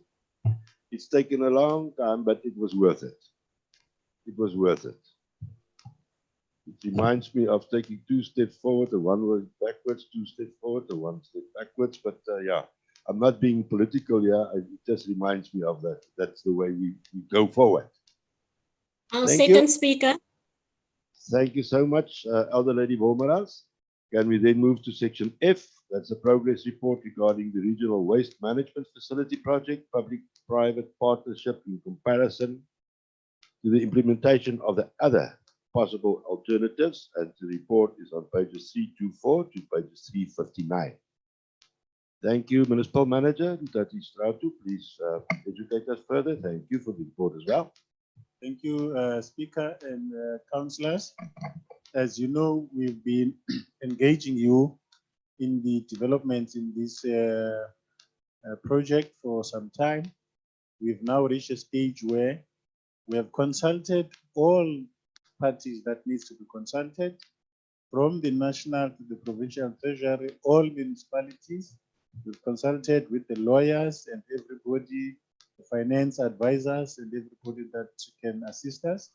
And we've come to a stage where we are recommending today that council aborts the whole process of the PPP and engage in a new process to build the regional landfill site from own capital to be raised from the market and from grants that may be possible. And we are tabling a number of recommendations, the all important being that this council, as it agreed to engage in a PPP process, must today rescind that decision and abort the process and engage in a new process in terms of the options that were put on the table. I am prefacing this, Speaker, to request that with your permission, you could give 2 officials that must speak, 1 on the project itself in terms of technical and the process going forward, and 2 on the financial aspect, which is the CFO, just to advise councillors in terms of how are we going to move forward with this project. I repeat again, this has been done in consultation with all the municipalities in the Garden Route and all the commenting authorities in terms of the letters that you see. Thank you, Speaker. Thank you very much, Municipal Manager. The 2 officials that would like to speak is that Mr. Africa and then the CFO. Is that correct? Mr. Africa, good day to you. And again, from our side, from council side, thank you in person also for the good work that you, that your department are doing for us. Please proceed. Thank you, Mr. Africa. Thank you, Speaker and councillors. Yes, I'm going to request Morten to maybe just give a broad outline on the technical processes that we will embark on. Maybe safe to say this is really going to be exceptionally cost effective for the B municipalities. Remember when we started off, you know, the first amount that was about 900 million rand, nearly R1 billion for the cost of this project. At this moment, we are seeking council's approval to go out for a loan for about 180 million rand. So I think, the B municipalities are really going to, save a lot of money. It's really going to be exceptionally cost effective when you look at the difference. So maybe this whole process, has been a blessing in disguise. But I think, the public out there are going to benefit. Let me ask Morten, maybe just to give you the technical processes going forward. Obviously, once this has been approved, we're going to submit the same item to the B municipality so that they can also table this item at their municipalities. And then we're going to start with our tender processes within the next 3 months. After we've concluded the tender processes, then we will start with the construction. We would like to conclude this whole process before the end of this year. That is the available time that Petros South Africa has also allowed us, that they have available space left at Petros South Africa. But maybe then to Morten, and then the CFO will also maybe speak on the financial modeling going forward. But I'm quite sure now that we have control over all the processes, we are not, dependent on National Treasury, Provincial Treasury, and the Triple P, regulations. We can actually now manage this process much better going forward. Thank you so much, Morten. If you can maybe just highlight on some of the technical aspect, and then the CFO on the financial modeling going forward. Thank you. Thank you very much, Mr. Africa. We're looking forward. Please proceed. Thank you, Speaker, and good day from my side. As Mr. Africa said, this time PetroSA has given us more than a year and not 3 months as previously with our extension request. And we've got time until the end of December in 2021 to put something in place. And there was 4 different options that we investigated. The MMS put a team together, the task team, to look at that. And the first one that we looked at was to proceed with the public-private partnership process. And we didn't see the way open to go that way, because if we take that way, we must again start at Treasury Views and Recommendation 3, and we had to start over with negotiations, and the bidder had to go back to the market to get financial to finance the project on their side. And then again, we had to go through all the audits of financial audit again, and legal audit and technical audit. And that was the part that has taken us nearly a year, or more than a year, not nearly a year, more than a year, from the DBSI side and Interwaste to be finalized. And the people that was originally part of the tender that Avera has put in are all gone, and it's all new people there. So we had to start the whole process over, and they already indicated that they must relook at the cost, because 8 years has gone by since they submitted their tender. So with that in mind, we thought it wouldn't be an option to go again the PPP way, and then after a year, they also get a hiccup and they withdraw, and we're back where we was. The second option that we looked at was making use of our own funds, or the district municipal funds, or if possible, a grant from national or provincial. And we have looked at the Kavijdeskraal process, where they also now, in the last 6 months, finalized a tender, a construction tender, where they constructed a new cell, and also a tender for 8-year operations of their site. So it's totally similar to the way that we will go, and they done it in a very short time. And that this process will certainly make it possible for us to have a landfill cell available for the municipalities by the end of next year without any problems that may come forward. And the idea is to appoint a consulting engineer, because we've got all the approved plans of the site and of the structures on the site, but we need a consulting engineer to assist us to compile a tender document with specifications to put forward to invite construction tenders and operational tenders. So we as committee decided that, or not committee, a task team, that the best way to go will be to use our own funds to implement the district waste management facility. The other options that we looked at is a long-term lease and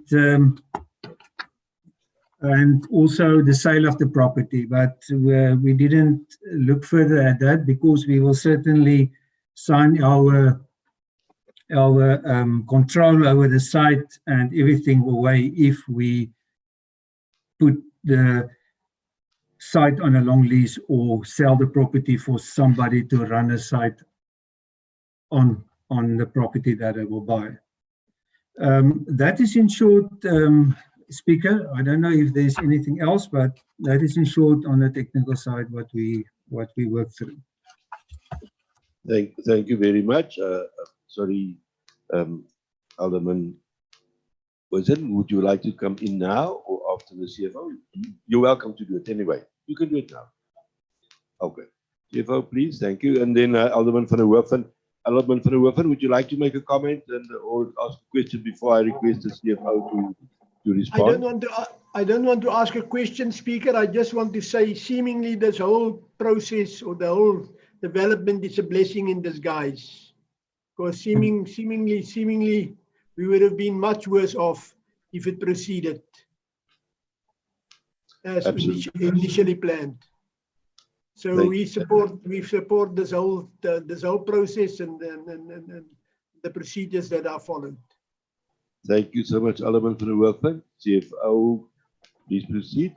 And thanks also to for the input from the Department of Community Services thus far. Thank you, CFO. Thank you, Speaker. On the financial side, to inform council, then obviously the big difference in moving forward on the project is now that we will be, the plan is for us to take up a loan, which this council hasn't done in the past, and I think the institution as a whole hasn't had borrowings or debt for quite some time. But of course, it's completely allowable within the MFMA, and many of our, I believe almost all of our other local government colleagues are making use of loan funding for capital projects. So in the MFMA, it also talks about certain criteria that needs to be met for a municipality to take up long-term debt, and capital expenditure, of course, is one of the first ones where it is allowed. So in terms of acquiring the loan, we will have to go to the market, put out a tender. The quantum Mr. Africa mentioned would be in the region of 180 million rand.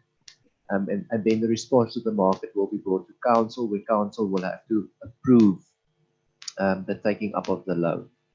And then in terms of repayment of the debt, we will do that through tariff charging for participating municipalities. But that is not different than what it would have been had we gone the PPP route.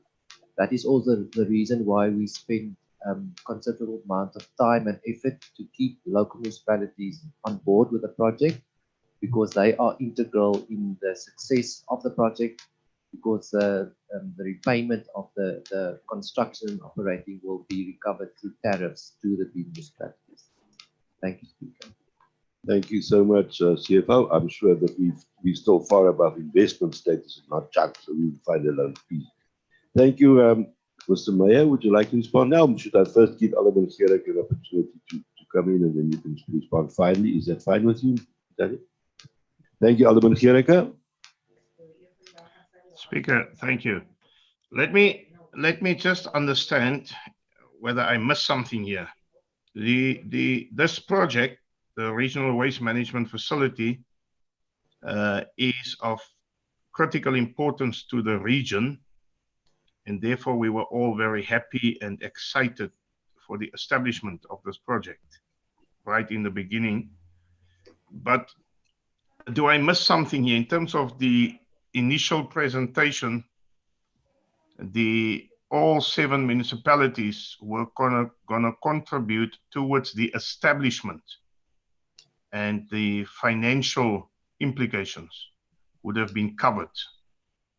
I think this was said in one presentation. It is somewhat a surprise now that we are suddenly informed about the 180 million rand loan, more or less. I just need more clarity on this, please. Thank you. Thank you. I see that the MM also would like to respond. Speaker, also have a question, Councillor Lichaba. Thank you, Councillor Lichaba. I note you after the MM has responded. Thank you. Thank you, Speaker. Okay, no, sorry.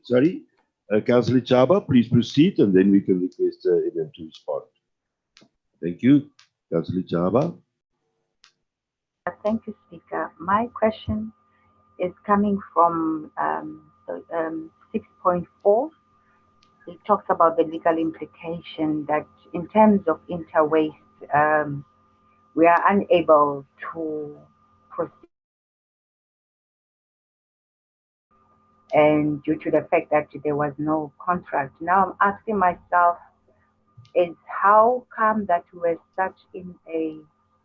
we're almost in a implementation phase, or to say that we were far in the process that there was no contract, a valid contract between ourselves and Interwaste. How come? How is that possible? I would like an explanation for that, because now it means that there can be no consequence management or anything when it comes to Interwaste just withdrawing themselves just like that, because we have from our side, or I don't know, through the explanation that we never had a valid signed contract. So I just wanted clarity on that, Speaker. Thank you. Thank you, Councillor Chaba. Thank you, Speaker. I'll start with the second one, the Interwaste contract. I think, Councillor Chaba, you are feeling it just the way we did initially when Interwaste decided to drop us. Unfortunately, they did not sign the contract. In fact, they refused to sign the contract. And therefore, if any of the parties doesn't sign, the contract is not binding on the parties, because it's what that was the signature as the effect of, hence the legal advice from Finley Balam, which is attached to the report. It explains exactly that point, that we wanted to know what are the rights that we have against Interwaste. Unfortunately, in terms of contract law, if the other party doesn't sign, nothing can be done. And in terms of process in this organization, in all the contracts that we sign, it first goes to the other party, they commit, then it comes to the municipal manager for signature, then it's done. So Interwaste did not sign. That is the problem. We wanted to go to court and fight Interwaste, but we've been advised that it will be basically wasting the resources that we have. On the first one, Councillor Gerike, indeed the project is a regional facility, but currently, and since the beginning, only 4 municipalities of Wood have been participating. That is Itu, Knysna, George, and Mossel Bay. The other municipality that indicated that it will join, but at the later stage, is Hesekwa, which has not yet joined. So in terms of the financial model, Interwaste would have obtained a loan from DBSA to build, operate, and transfer the regional landfill site in terms of the PPP agreement over a period of 10 years. And therefore, DPSA would then have given Interwaste that money to build, operate, and transfer the site.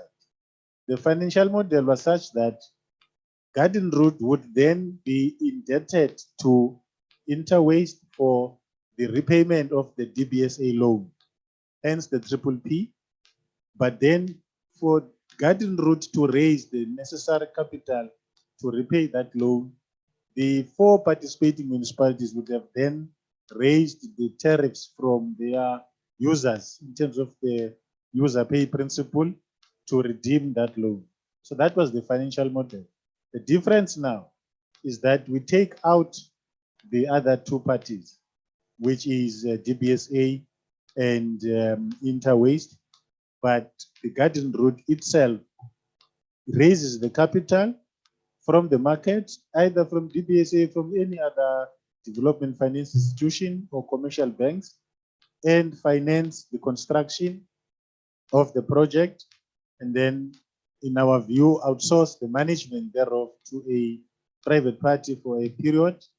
And then the participating municipalities, in terms of the financial model, are still the ones to then pay for using the site by charging the fee from the clients or the users of their waste service. So that is the difference now. It actually becomes cheaper for us as Garden Route and the participating municipalities, because we are definitely sure the tariff will never be the same over the period. Remember, now we've cut out a party that would have also included their profits from the process, which is no longer an issue now. Thank you, Speaker. Thank you so much, Emin. You know, when I studied law, the contract wasn't perfect yet because all the requirements were not met. Am I correct? Okay. Thank you. Can I ask Alderman Executive Meyer, Alderman Gericke would like to have a follow-up, and then Alderman De Vries. Mr. Meyer, would you like to respond then, or would you like to come in now as well later? Thank you. Can we then have Alderman Gericke for the follow-up? Thank you. Speaker, now to the Mr. we are still in full support of this project. It is a much needed project. It's just that we need to understand the technical part and the detail of the agreement, of the deal, and of the establishment of the project.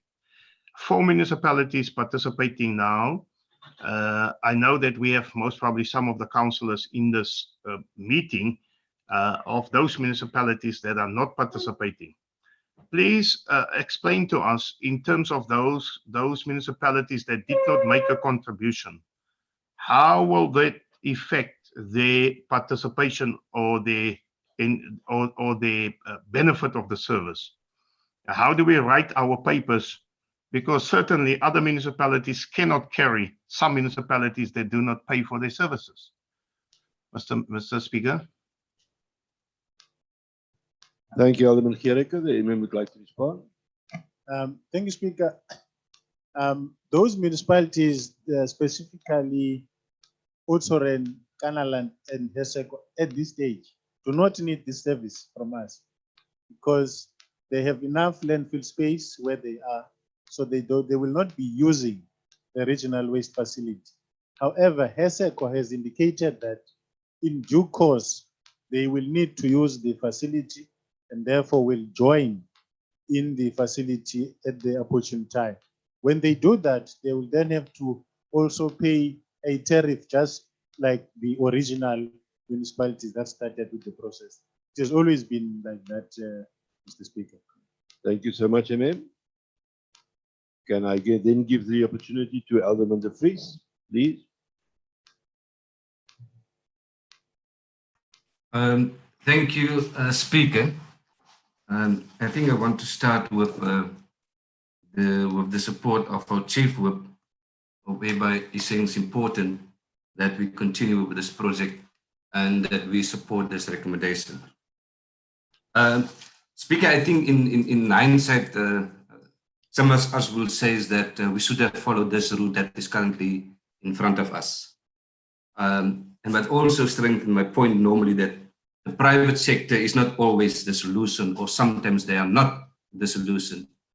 And I think that now we can probably learn in terms of how do we move forward in future in similar projects. I think one thing that's for me, it's important that we should have perhaps have more thorough investigation or investigate different models. Because this model presented now for us is actually one that the nine said we should have followed. Because I just forgot, somehow I saw this in this report in terms of actually the savings that we're going to have or the users. So the private sector was always an expensive option actually in terms of going. But as indicated in the report and also by our chief, we have to do this, is to say it is environmental health issue. So we should as council give us full support and again, as I said, resource management and give them the necessary delegations so that they can move on this as quick as possible. I think that where possible, we should lean and make use of the district development model, its IGR structures to actually lobby other support from various ministers to ensure that we can actually, especially on the side of the grant, while we are looking for a loan, but see whether we can actually reduce the cost of the loan if we can get some grant funding. Thank you.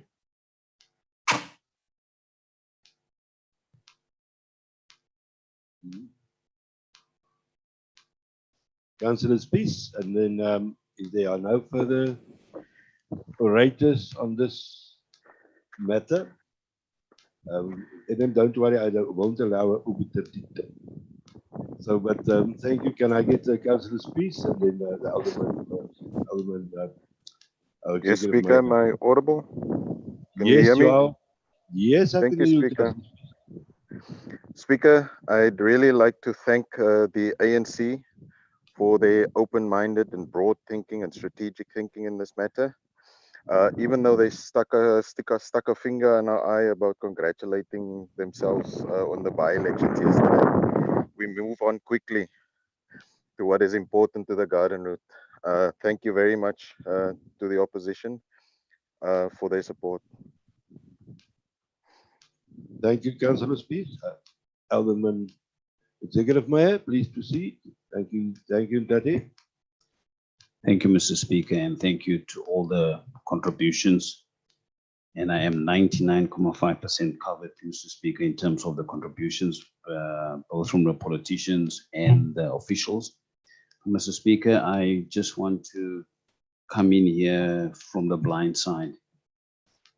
We've used terms like blessing in disguise, inside, everything that goes with it, and we should have done this ages ago.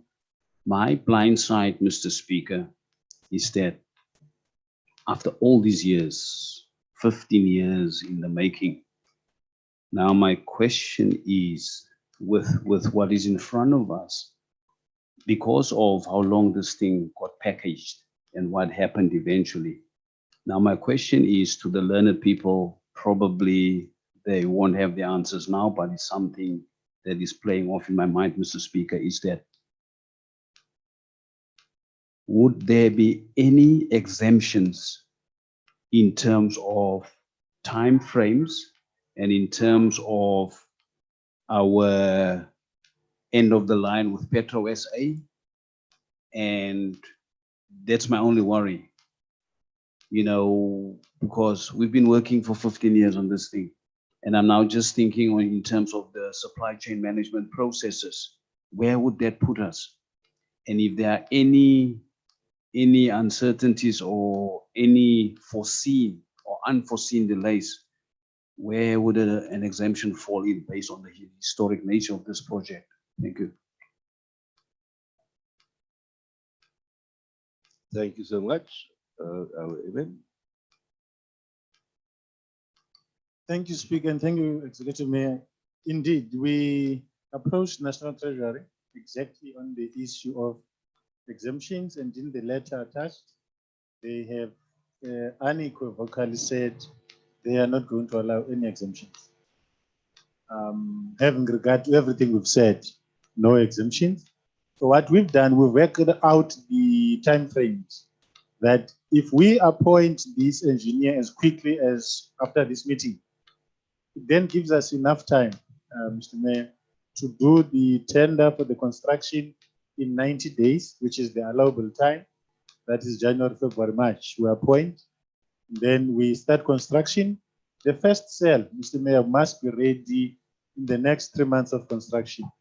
And we have 6 months of construction of the whole site. So in terms of the time we've been given by Petro SA, we've worked out a timetable that will allow us to do so that your municipalities do have a place to dump their waste should a need arise. We have until December from Petro SA's side, 2021. That was the concern of the municipalities in terms of, can we please make sure? But we are constantly engaging Petro SA. We are constantly engaging both treasuries to always from time to time engage and look at what is on the ground, what is obtaining. We didn't know that there will be COVID in 2020. Something may come up in 2021. Therefore, people cannot be rigid and say, we're not moving from our position. But as things are now, in terms of correspondence from Treasury, they have written it in black and white. They're not giving us any exemptions, and therefore we must move with speed to ensure that we fall within the allowable times, unless there is something very drastic that happens. Thank you. Thank you very much, David. That Executive Mayor, are you fine? Response? I'm covered. Thank you, Mr. Speaker. Thank you, Mr. Executive Mayor.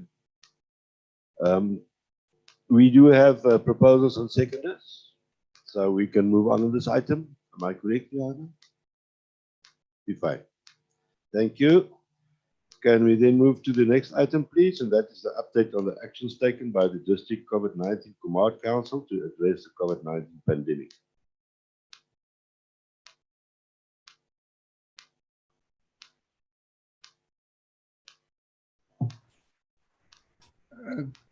Good afternoon, Speaker. Am I allowed? Yes, please proceed. Thank you. Yes. For the interest of time, I have prepared just a short presentation to fill Council in on where we are at this point. If Rihanna can allow me to share, I will quickly share this. I've updated it after our District Command Council meeting this morning. Let me just share that with Council quickly. Please proceed. Alderman Executive Mayor would like to excuse himself for a while, but please proceed. Thank you. Okay, so maybe I can just, can everyone see this? Yes, I can. Okay, Council. All of us can hear and see you. Yes, we can. Yes, and see. Yes, we can. Thank you. So first of all, I would just like to echo the provincial message indicating that going forward, we should avoid crowded places, close contact settings, and confined and enclosed spaces. I think you've seen this, but just for those that has not, this is our coordination structure with the Mayor and the MM leading the way. Then between myself and the cluster leads, Dr. Marshall, Johan Kompion, Melanie Wilson, Colonel de Blanche, Una Peterson, Mr. Harmse, as well as Yvonne Botha, Mr. James Robb, and then Herman Peters leading this. I want to highlight to Council that we will be working right through December and January, and now we've been requested by the Premier to also have weekly DCF meetings where the various municipal managers as well as mayors would be meeting on a weekly basis to just get the message through on a weekly basis. And then our District Command Centre is stay operational for the whole period. Just to highlight where we are at this point in time, you will reflect back to the beginning of October, end of October, beginning of November, we had about 10,882 COVID-19 cases. For now, we are nearly on 20,000. So that figure has nearly doubled. And if we look at this increase, it's a 18.14%, 82.14% increase. And of those, 4,399 is still active cases. And this is very concerning. as now with the active cases, we also see a rise in fatalities in our areas.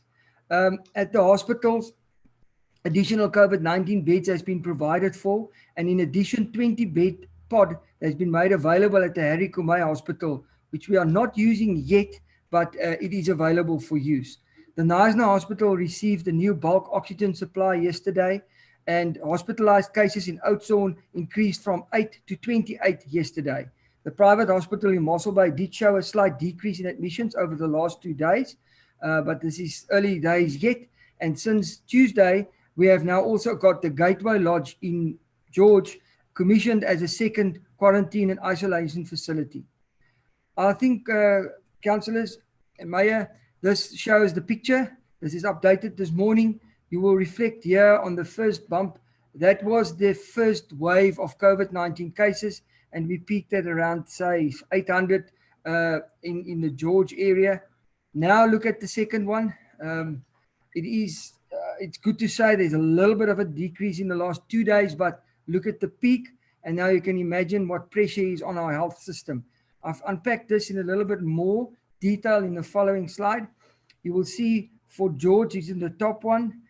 It's double that it was for the first peak, and then all the other local municipalities is showing the same increase in COVID cases. I have also unpacked it in the various figures for each of the municipal areas as for today. And again, I want to reflect on the active cases in each of the areas, noting that in George for today, we've got 1,869 active cases. Also reflecting back on the beginning of the first wave, the peak was on about 800. So this is more than double of those. And that is the concerns that we've got. Also then reflecting back to the tests done. There was a question from councillors that I must please include also the tests done. Tests done for yesterday in total in the district is 862. And then we'll find that there is 269 people in our hospitals. And my worry is there's 43 of these people in our critical care units. The critical care unit in the George Hospital is nearly full. And if we do not slow down the rate of infection, I'm concerned that we will run out of bed capacity. If we reflect this to active cases per 100,000 of population, Knysna is leading with 1,062 and then followed by 938 in Mossel Bay and 887 in George. That compared to the average for the Western Cape, which is only on 228. Now, I will provide the slides via our secretariat to all councillors, and you can also reflect back on the resurgence pattern for each of the local towns. But what I've done is I've looked at specifically George, and I've highlighted the areas of concern in the George area, as George was leading the peak as we got into this. So for Pakkelsdorp alone, the peak is now on 173 cases in Pakkelsdorp in the George area, followed by Cornwall Park Dean on 107, Thembalethu on 81, and Blanco on 59, Rosemore, Lavalia on 46, and then George Central on 31. I've also got a slide referring to this, and the active cases over time, you can also see the graph in that regard. That which I've indicated to you now is the specific areas as I've indicated, and then I've also unpacked for Thembalethu, looking at the various zones and looking at where the active cases are in the various zones, with zone 9 leading on 21 cases, active cases, and then some of these not allocated to specific zones is on 18, and then that is followed by zone 6 and zone 8. While our hotspot strategy is to geo-reference each of these positive cases and then to plot that on a map, to then identify the vulnerable spaces, vulnerable people, and then we also do widespread disinfection, and then there's various interventions by our mental health practitioners. So effective implementation of the public health measures to reduce the spread is a focus from that side, effective communication to drive behavioral change, and then the dissemination and ownership and support of actions within the society to reduce vulnerability. We call it the whole of society approach, and then also a whole of government approach. So this is just an indication of where our environmental health practitioners is out in the field, getting the message across and trying to get people to do the right thing to reduce the rate of the spread of the virus. I've referred to our geo-referencing. This is the latest hotspot map for our district.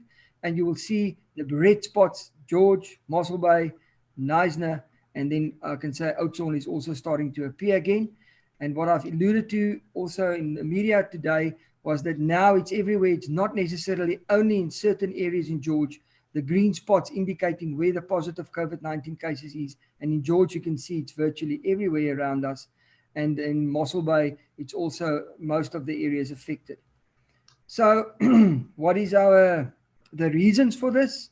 I think we've put this together, and the Mayor also alluded to this during the visit of Minister McKeezy. It's the insurgence of holiday makers. We saw this in Plet, and not adhering to social distancing and other COVID-19 protocols. There's a high number of positive cases in the Eastern Cape, putting pressure on their health system, which is now spilling over into our district. We can clearly see the migration patterns of people moving into this area, and in line with that, also the infection. The use of alcohol resulting in a disregard for COVID-19 safe practices and a high number of hospital admissions. A sharp increase in positive cases reported at frail care facilities as well as old age homes. Current challenges. Staffing at local level is severely under pressure. In this regard, I can inform you that the George Hospital this morning indicated they've got 46 of their people that has tested positive. You can imagine what strain that is for the George Hospital alone. And the pool of nurses and people that can employ is becoming less and less as the COVID is also now affecting other areas, and they are taking actually the available staff in those areas. So that is quite concerning for us. There's many positive cases reported at SAPS. Yesterday, 3 of the SAP stations in George were closed down. And due to this, there's a lot of pressure on SAPS to be able to assist us with the law enforcement activities. Challenges still remain with the homeless. We are aware that there's a shortage of environmental health practitioners. At this point, the district has only got 32 operational health practitioners. And with doing the home visits, the church visits, and all the areas they need to get to, there's really a shortage of staff to get to all this at this point in time. We also know there's limited ability to enforce legal legislation. We did highlight this at the meeting that we had with Minister McKeezy. And then a little bit of good news. We highlighted the school feeding scheme that's going to close at the middle of December. And we heard yesterday that food parcels will be made available to those school kids to be able to sustain themselves over the holiday period. Then what I've done is I've again requested the SANDF to be deployed to the garden route as a matter of urgency because we know that our staff is severely under strain, and we also are aware that additional COVID regulations will be enforced or will be discussed to be enforced in our district as from maybe next week, and to just beef up our law enforcement capacity. So in terms of law enforcement, we've actually put together this intervention or action team led by a specific person in each of the areas, and we include SAPS, environmental health, the Department of Health, law enforcement, and as from this weekend, the Department of Labour will also join these task teams, and they've got programs set out for every day of the week right through the festive period to make sure that we drive down the message and ensure law enforcement. So what I've indicated is renewed awareness and information sharing, joint initiatives, as I've alluded, the launch of special programs to limit the spread of the COVID-19 virus, the call for our local municipalities to limit public gatherings. In that regard, I'm aware that the George, Knysna, as well as Mossel Bay municipalities has actually closed down many of their facilities, and has also said their sport facilities is closed down in an effort to limit the spread of the virus. Our EHPs is focusing each week on a different area, and for this week they have focused on holiday accommodation. Mayor and Speaker, that's from my side. I'm open for questions if there's any questions. Thank you very much, Gerard. Alderman van der Hoeven, Speaker. Thank you, Alderman van der Hoeven. Thank you, Speaker, for the opportunity. I think Mr. Otto must be applauded, he and his team, and Mr. Africa, who's heading that section. They are doing excellent work. The problem that we have here, however, and I'm not countering what I'm saying, what I've said now, but the challenge that we have here is that any chain as strong as its weakest link. Now, it does not help if the businesses are fully in compliance. Institutions and authorities are fully in compliance, but outside the building, in the parking areas, there's no compliance. That must also be policed as far as possible, and people must take must account. There must be consequences, because if that does not happen, we're going to be in for a huge shock. We are already in for a huge shock, and the shock is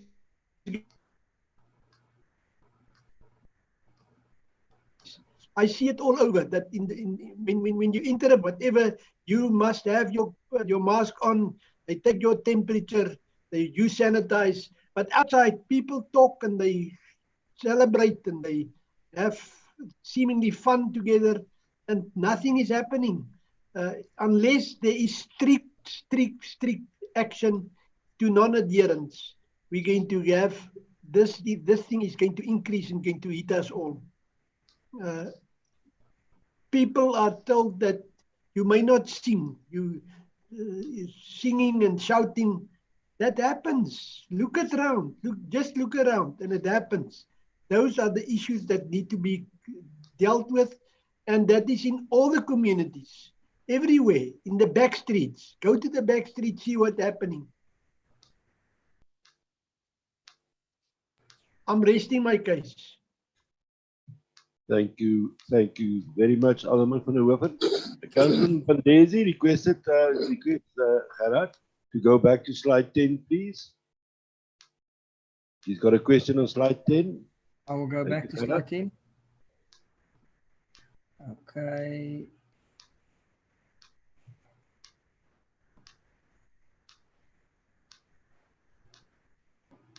Can you see this?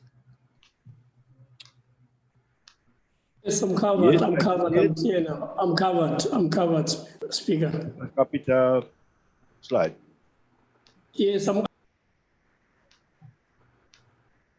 Thank you, Councillor Bandesi. Thank you, Gerard. Can I give Councillor Giereke and Councillor Chaba and Councillor Harris in that order? Thank you, Speaker. Speaker, yeah, thank you, Mr. Otto, for your presentation. What we've seen and heard from you is a comprehensive plan to deal with the issue of COVID in our area. Let me just ask before I move forward, I've got a couple of questions, Speaker. I'm staying in one of the hotspots. I reside in Packersdorp, so you must understand if I have a gross concerns. But let me just understand, Mr. Otto, in order for the army to be deployed, the protocol is that you apply to the Department of Health, and should they get further approval from the President or when do you anticipate, if your request is granted, when will the army be more or less be deployed? Before I move on, Speaker, please. Thank you, Alderman Giereke. Now, this is a very important issue, and we appreciate everybody's concern around this, and strongs to you as well. But no, there's no restriction to questions, and don't feel that you are being needed not to pose your question. Please proceed to do that. Amen. Thank you. Please proceed, Alderman Giereke. Your questions?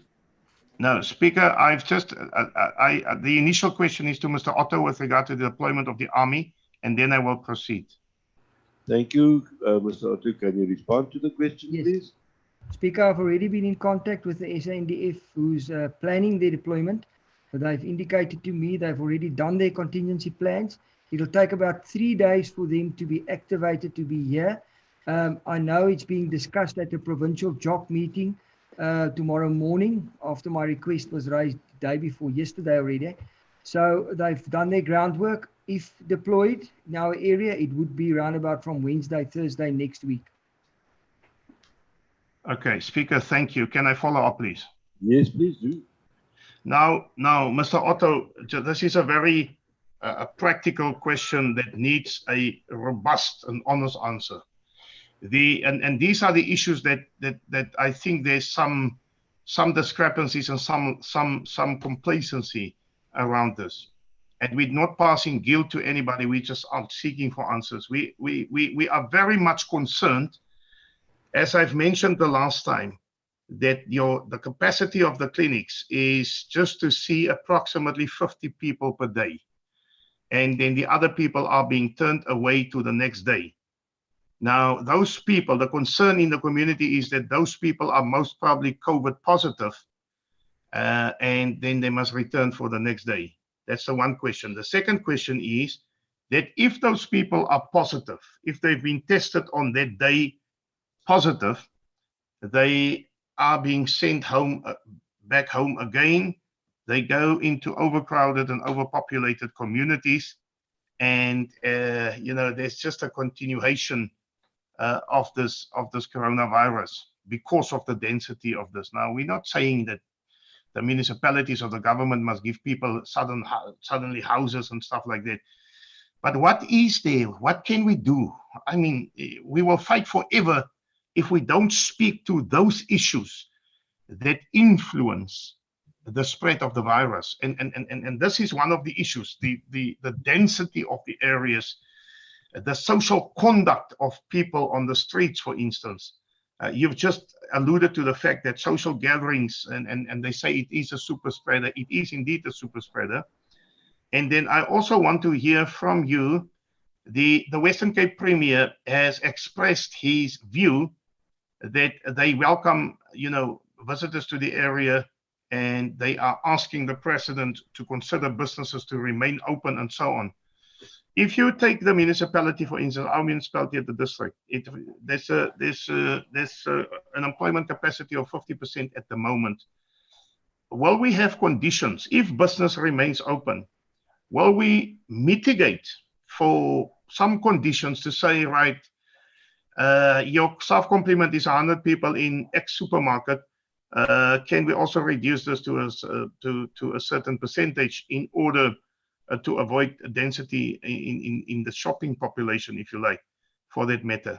Those are the type of interventions that really need, you know, answers, or issues that need some interventions, so that we curb the spread of the virus. I'm saying this, Mr. Otto, because around us, where I live and where we work, are people dying on a daily basis. And these communities are asking us to do something radically, properly, profound, to assist in the spread of this deadly coronavirus. So those are the questions, those are the concerns coming out of my community, and we would like to go back to them with some answers. I mean, you have a person in a hockey, in a squatter camp hockey, and in that hockey is 6, 7, 8 people in a normal plata hockey. You know, we got to give some answers in that regard, not only to the families in that hockey, but also to the community that are being affected in that regard. Mr. Otto. Thank you, Speaker. Thank you, Mr. Otto. Before you respond, please just note the concerns and the questions. I would like to give the opportunity to other councillors also to make certain input, and then you can finally respond to all the concerns and questions, if that's fine. Can I then ask Councillor Chaba to address council, and after Councillor Chaba, Councillor Harris. Thank you, Councillor Chaba. Thank you, Speaker. Mine was in two areas. One is that areas of informal settlement where there is sharing of ablution or toilets and also of water. What provision have we made in terms of those areas? Or what intervention can we make? Because also those are super spread areas. I think that needs to be, they need to be assisted in terms of disseminating those ablutions. And number two is the super spreader, which is going to be a big area in IC, is the beaches. How are we going to control, or what mitigation factors are we going to put in place in terms of visitors? I mean, we know that they're coming solemnly in areas of the beaches to come and enjoy, but it can be that we can all go at one place at one time and it becomes a super gathering. So how can that be prevented? And also another one is the malls. Malls, retail shops, they adhere to the restriction, but my trouble is the retail, the mall management that is supposed to be having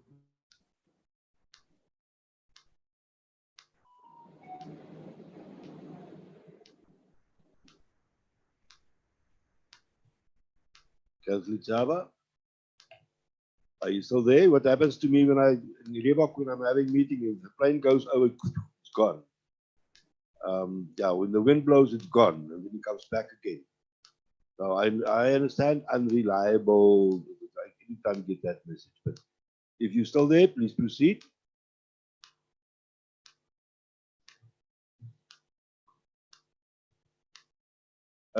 Whilst Councillor Chaba is trying to get the breath back or the signal back, can I give an opportunity to Councillor Harris, Rashid Harris? Thank you. Thank you very much, Mr. Speaker. I just to clear my mind also, I just want to know, earlier this morning, the mayor refers to COVID-19 kits that will be distributed to businesses or so. What does this toolkit 19 entail? What does it have all? Also, how are we going to deal with the issues in the informal settlements? Because we say that COVID-19 is Kembaletu and Pakudon goes its hotspots. Then the issue of the army. Who will be in control of the army? And how will this COVID-19 or JOC or command council be involved with the army? Are they going to move around with the army? Or is the army the last resort to enforce these COVID-19 regulations, etc.? And the last one is the issue of the premier. He mentioned that they got at the airport now a toolkit tested within a few minutes or an hour you will get your results. Because Councillor or Alderman Pirika refers to the clinic. Yesterday I passed 2 clinics and there were 3 lines. Long lines. Some are for testing, others go for the normal process to the clinic. And if they reach a certain number, then they say, no, you must come the next. How will this have an effect on cooling down or stop COVID-19 if our clinics within our areas where we stay are not capable in handling this issue for testing of COVID-19? Thank you very much. Thank you so much, Councillor Harris. Alderman De Vries, and then Councillor Matiwane, and then Councillor Strubel, in that order, please. Councillor Chaba, are you back?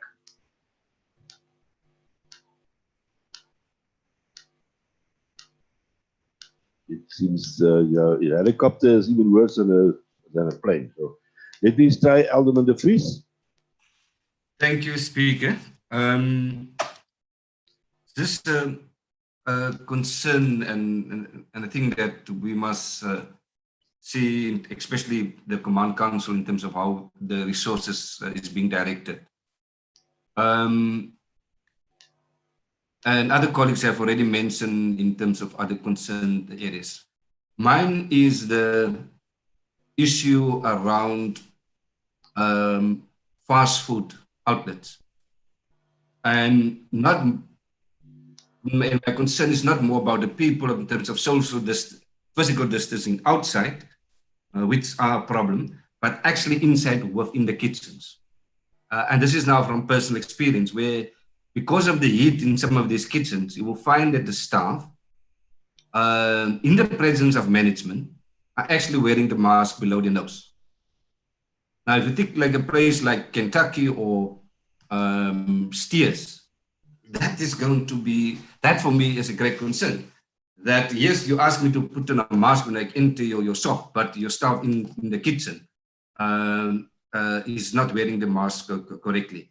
So I think that that is one, and especially when it comes to weekends. And now, even with the severe economic conditions, people are going to get paid. And they're going to get holiday money. It means these are the places that are going to get busy. And I think that that might be an area of focus that we should look at in terms of how do we do that. I also see the sentiment that in some of the malls, it's either the management don't care anymore of the centers or they're just tired. But there's a lot of malls where you find that in the beginning, a security guard will stop you if you don't have a mask. These days, you will find that people wander within malls without having a mask on. So, and that is and I think Councillor Chaba have alluded to it, that is during this time is going to be our super spreaders if it's not properly be controlled. So enforcement, I think it's an issue that they have to look at because if there's no consequences, we are going to have it. Now, I also know, of course, the answer is not to throw people in jail because you're going to cause another problem in terms of overcrowding. But there need to be some, people must see that there's some action from our law enforcement. I'm not sure about our partnerships in the district, but when I was in East London last week, and because they just started also the experience a surge, they actually have roped in the police, the law enforcement, and private security companies actually work together to try to enforce some of these regulations within the city. So I think that yes, the army will come and can come and assist, but we know also the army, I think, will rather prefer to be in terms of support, whether it's medical or in terms of staff, rather than to do enforcement. So I think that if we want to control it during this period, if there's other ways that we can look, if not already have done. Thank you. Thank you so much, Alderman De Vries. Councillor Matiwani. Afternoon, Speaker and Councillors. Speaker, mine is saying that I'm welcoming the report which Mr. Otto has presented, but I think also the report doesn't speak about weekends. I have a very much concern if you can drive around the town late on Saturdays, as I'm in Nyasa, all the clubs are packed to full capacity. And you ask yourself, when you see the patrons coming out, no one is wearing a mask. And is this joke having a plan to deal with these places, especially on weekends? Places in town could be restaurants, could be clubs, could be everything, because end of the day, you find taverns and clubs got a capacity, people sitting, having space in between of 50. But you find when you get there, it's overcrowded. Does they have plan over weekends how to attack which are hotspots? Because you find out in our area there are hotspots, people are packed to capacity and no regulations are being adhered to. Thank you. Thank you, Councillor Matiwani. Councillor Strubel. Thank you, Speaker. I just want to know whether it is envisaged that beaches in the garden route will be closed or closed partially or controlled by the law enforcement officials to allow just an X number of visitors on the beaches. Thank you, Speaker. Thank you, Councillor Strubel. Any further input or questions that you would like to pose to Mr. Gerard Otto? If none, thank you. Thank you, Otto. Can you please then respond to those concerns and questions raised? Thank you. Speaker, yes, I will start off. Sorry, my apologies, Gerard. Sorry, Mr. Otto. Councillor Spies, you also would like to come in? Yes, Speaker. Before I have to step out, I just want to know if we at the beaches and congregation places for recreation that are going to stay open, if we can get where people have showers and go into toilets, and those places, if we can get, if we can man those places and get more assistance for sanitization and just keeping people apart from each other at those spaces. You know, when you get to Central Beach and people are standing in line for an ice cream and having showers outside, it might be outside, but there's a high risk of cross contamination there as well. Thanks. Thank you, Councillor. Speaker. Councillor Mbandezi. Speaker, thanks for giving me an opportunity also on this matter. Speaker, I'm also on the view that it will be of no use bringing in soldiers. And like last time, soldiers were here. They were actually dealing with people that are coming out of taverns. You see, the real issue, as Councillor Matiwane has said, is inside the taverns. People, it's a mess inside the taverns. Also, over and above that, Mr. Speaker, it's that the shops of the foreign nationals, the informal shops, there is no observation. The shops and the saloons, there is no observations of the regulations. You just come in, you go, no mask, there's no mask, there's nothing like no mask, no entry.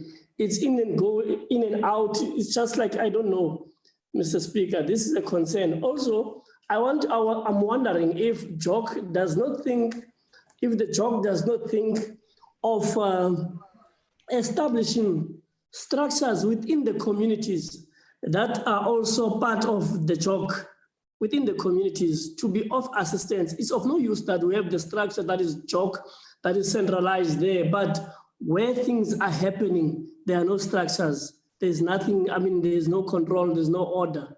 Thank you, Mr. Speaker. Thank you, Councillor Mbandezi. Any other councillor which I could have missed, perhaps?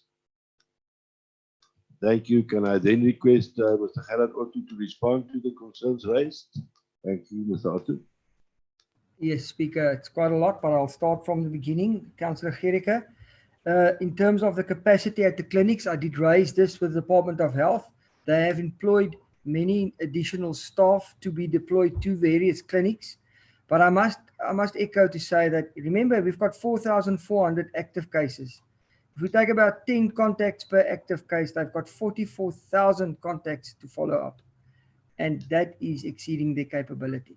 So although they are employing more nurses and more people, they do know that their system cannot deal with it. So what they have told us this morning is they will be starting a SMS facility whereby contacts will be SMS'd so that at least they know that they are seen as a close contact and they should go for testing. In terms of testing, I want to immediately just address that question. We've now got the 2 antigen testing units similar to those that is used at the airport that do provide outcome or results within 30 minutes. Those testing units has been deployed in the district, and we will see the fruits of their use in time to come because it goes much quicker to do the testing and get a result now. In terms of events, I must indicate that we have requested all the local municipalities to either not approve events or to make sure that those events that we see as possible super spreader events, that they just refuse them. They refuse to give population certificates. They refuse the event organizers to allow that. I've been in contact with many of the event organizers and I've indicated to them it would be irresponsible to continue with large events whereby we exceed the current regulations in terms of COVID level 1. And many of them have indicated they will, by their own accord, stop these events. I think we must remember we're still on lockdown level 1. COVID, it's not passed, so we're still on lockdown level 1, and there's still limitations to venues and limitations to how many people is allowed access. In most areas, it's only 50% of the capacity of those areas. So what we've done is our law enforcement teams is now focusing on that. And yesterday alone, 10 shops in the George areas were closed. 10 shops that didn't comply to regulations and rules were closed by our mental health practitioners.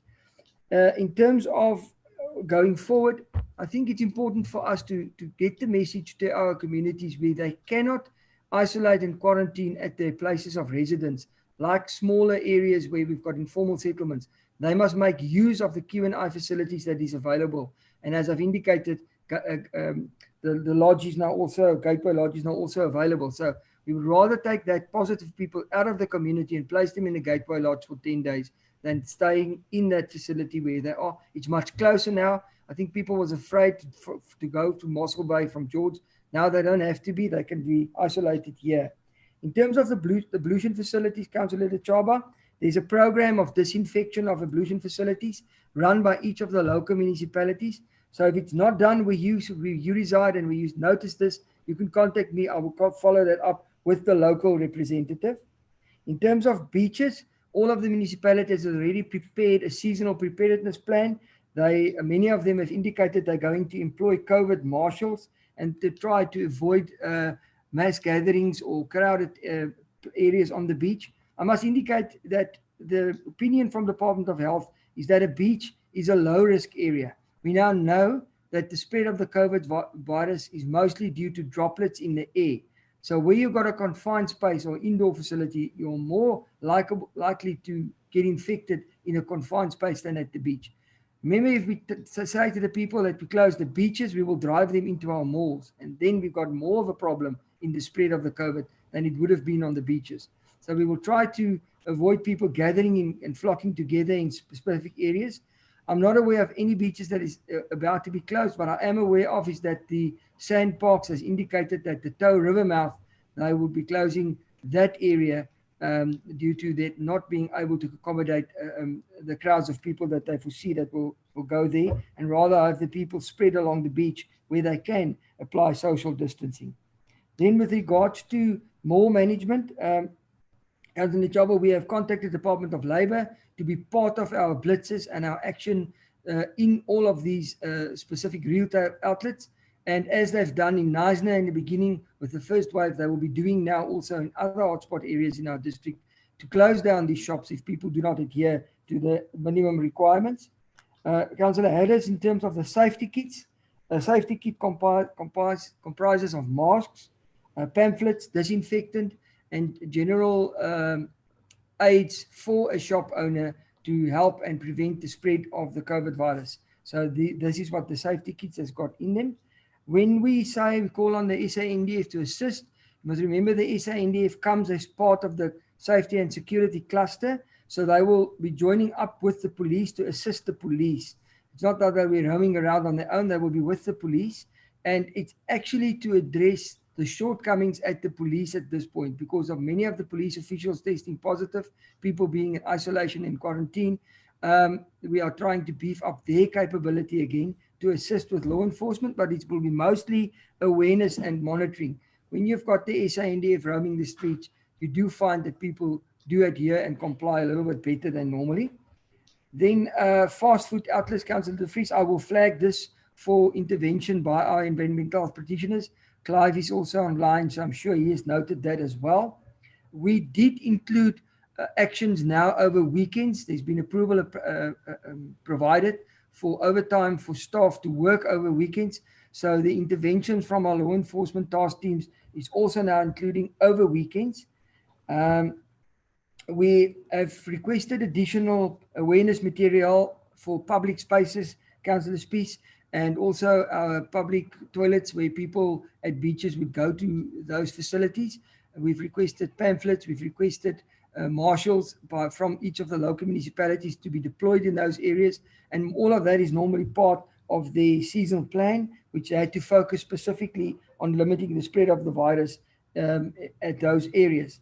Then in terms of foreign national shops, I think it's also noted to be flagged to our EHPs, and Mr. Africa, I'm sure you will take that up with our EHPs as well. But I want to inform you, Councillor Matadzezi, sorry, maybe I pronounced that wrong, that there is a local jock in Mossel Bay, chaired by Mr. Joey Johnson, and the local activities in the Mossel Bay area is run from that local jock. They liaise with us to give them direction, but they do all the actions at the local jock. And then lastly, I must maybe indicate, councillors, we need all of you to help us spread the right message and to assist where you see you are the people that was elected by people in those areas. So in your ward, if you see there's problems, either make it known to us or get the message to community leaders to be responsible this season, as it's only in our own interest to limit the spread of the virus. Thank you so much, Gerrit. I want to give the opportunity to Alderman Gericke and then Councillor Gerard Harris just for a short follow-up on the concern. Speaker. Wait, just After. a second. Wait Okay. just a second. Please just allow me. Yes, Tati. And Alderman van der Walt, Speaker. Alderman van der Walt, in that order. Who wanted to speak now? It was Councillor Matiwani. Councillor Matiwani, for a follow-up, I've noted you. So let's go Alderman Gericke, Councillor Harris, Councillor Matiwani. Before we do that, I'm going to allow the municipal manager also to address council before you do the follow-ups. Thank you. Thank you, Speaker. Just two things from me. The first one, I would like to caution councillors and all of us not to describe certain businesses as foreign national shops or businesses.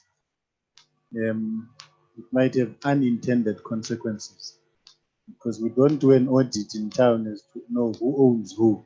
And you will find there are many Europeans and Americans and everybody that own businesses in town. It's always a reference to the African brothers and everybody else and Pakistanis. We might need to refrain from that. The second thing, Speaker, is one of the experiences we had in terms of controlling crowds in beaches was that when alcohol is allowed for consumption in the beach, you not only have COVID-19, you have actual violent behavior of people fighting in the beach and putting more pressure in the trauma units and in the police. And I think it would be important that as councillors sitting here from the various local municipalities that have beaches, maybe you push hard to actually ban consumption of alcohol in beaches, because that is a problem.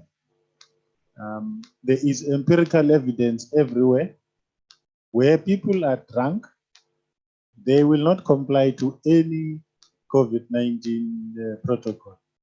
So it will be pointless to open beaches to visitors and you end up with huge super spreaders and violence at the same time. So probably one of the key things we need to be saying as this council that alcohol must not be allowed in beaches, but as one of the many, many measures that can be taken to really alleviate the spread in those areas that people must go to. Obviously, there is a very, very fine balance between the economy and this pandemic. And we do want people to visit the garden route. We do want the businesses to keep employing our people, but we also want to protect their lives, but we must also protect the livelihoods. So I think the beaches can open, but the alcohol must not be part of that opening in the open areas of the beaches. Thank you. Thank you, Imam. Now, I could just say, in Mossel Bay, had been like that before. On the beaches, not even in the parking areas, it's prohibited. But thank you, Alderman Gericke, and then Councillor Harris, and then Councillor Matiwani for follow-ups. Thank you, Alderman Gericke. Thank you, Speaker. Thank you. Thank you. The MMS covered one of the points, but I want to overemphasize the fact that let us as responsible leaders of the region not go on a spree with regard to foreign nationals. Let us not take that lead and champion that campaign. Those are all citizens while they are in this country and protected by our constitution. If we want to distinguish between foreigners, then we must distinguish also between foreigners from Greek descent and American descent, and those people are all in our communities here, and they have businesses.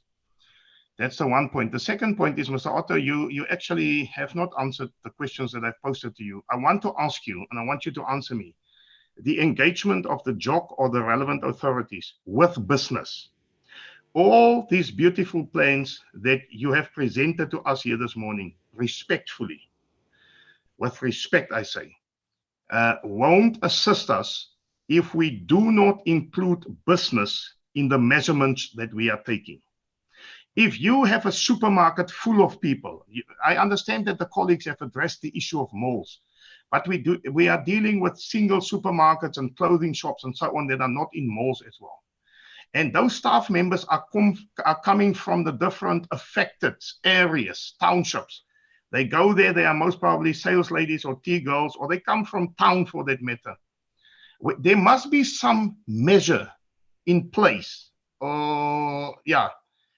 in place in those businesses to say we reduce the complement of staff in order to avoid overcrowding in the shops, not only to the clients, but also to the workers. How does business receive this message? Do they understand that it cannot be business as usual? Because it cannot be business as usual in an area, in a region where we are highly affected. And business must contribute in order to flatten the curve. And what is the outcome of that engagement? Because we are going into the peak season of Christmas now and New Year. And if we have this strength, this tendency to continue, then we may end up in problems, in deeper trouble than what we are at the moment, Mr. Otto. Thank you, Speaker. If there's, let me just say, if there's an unwillingness, if there's a reluctance from the business community, then we are in deeper trouble than what we are at the moment. Thank you. Thank you, Councillor Harris, and then Councillor Matiwani. Thank you, Mr. Chair. Expert in America, Dr. Fuji, what is his name, said after this holiday season, the Americans get expecting a third wave after this holiday. But I've got just one question for clarity, is that seeing the complexity of this and the issues raised by councillors, is there, because I believe the police or the army, they will not be effective as we expect it to be in this thing of forcing the regulations.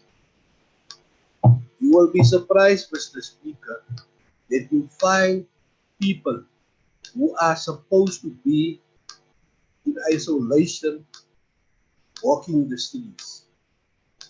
Now, do we have, as a municipality and the municipalities, have any emergency or a number that they can call and say, listen, this business, this individual, this church does not comply with the regulations, so that there can be a quick response to dealing with this issue? So do we have urgency numbers or whatsoever that the community or people can contact to enforce these regulations? Thank you very much. Thank you, Councillor Harris, Councillor Matiwani, and then I give Councillor. I don't know if it's a promotion or a demotion, but then I'll give Mr. Gerard Otto. Mr. Gerard Otto. I'm also on the line. Councillor Bandezi. Okay, let me go. Councillor Bandezi after Councillor Matiwani. Thank you. Okay. Thank you very much, Speaker. Speaker, I want to say this. If Mr. Otto won't allow or won't work around the clock to ensure his EHPs are working on weekends, we'll be putting a drop in the ocean in terms of dealing, because those EHPs are very critical in entering those places and give report of saying that compliance was there or not. Because end of the day is one, police are there to ensure that there is mass, but also other compliances of environmental affairs. They are equipped to ensure, to give a clear direction of this premises need to be closed. If people were next to one another, because all of those things are things that we need to sit down as council and come up with a plan, because without EHPs, because a policeman can write a report about my tunnel, I'll challenge him in court and win him. What qualifications is he having about environment and all of those things. I think for us to move forward in terms of reducing the scourge, we need to have a plan. These environmental health practitioners, how can we use them except during the week only? Because the crisis is more on weekends than during the week. Even the movement of people, it's fewer during the week, but it's more from Friday to Sunday night. Thank you, Councillor Matiwani, Councillor Mbandezi, and then Alderman Verhoeven. Mr. Speaker, am I audible, Mr. Speaker? Yes, thank you, Ndadi. Please proceed. Mr. Speaker, I just decided to take this round just to make a correction on the onslaught that I see that I'm getting for the use of the word foreign nationals. I never intended to cause or incite any hatred against our African brothers, which are called the foreign nationals. Foreign national is a formal used word for a person who is not a national of that particular country. It's not an inciting or a hatred word. That one. So hence I selectively used that word, not to incite any violence. And it's a fact that the spaza shops are owned. 99.9% of the spaza shops are owned by foreign nationals. And it's a fact, as we have alluded to, the fact that the taverns do not adhere to regulations. It's a fact when we say that the spaza shops of the foreign nationals, and of those, and including the run by them, and including the saloons, are not adhering. It's about non-adherence, nothing about causing, or inciting hatred or what. The word is not wrong. Thank you, Speaker. Thank you, Councillor Mbandezi, Alderman van der Werven, and then Gerrit. I'll give you an opportunity. Will you please excuse me? I'm going to stand. I've been sitting here for 3 hours. I can see that even the parliament speakers, they get relieved. They get this one, that one. Unfortunately, at municipality level, you must carry the way. So please proceed. Forgive me. I'm just going to stand a bit. Thank you. Thank you, Speaker. I'm trying to get this innings long ago. All I wanted to say, Speaker, is we must have a hotline that is communicated to everybody out there, so that any transgression must be reported. It must be a hotline that is on people's telephones, an immediate response. Thank you, Alderman van der Werven. Can I now ask Mr. Gerrit Otto to respond further on? And can we then try to wrap this up, please? Thank you.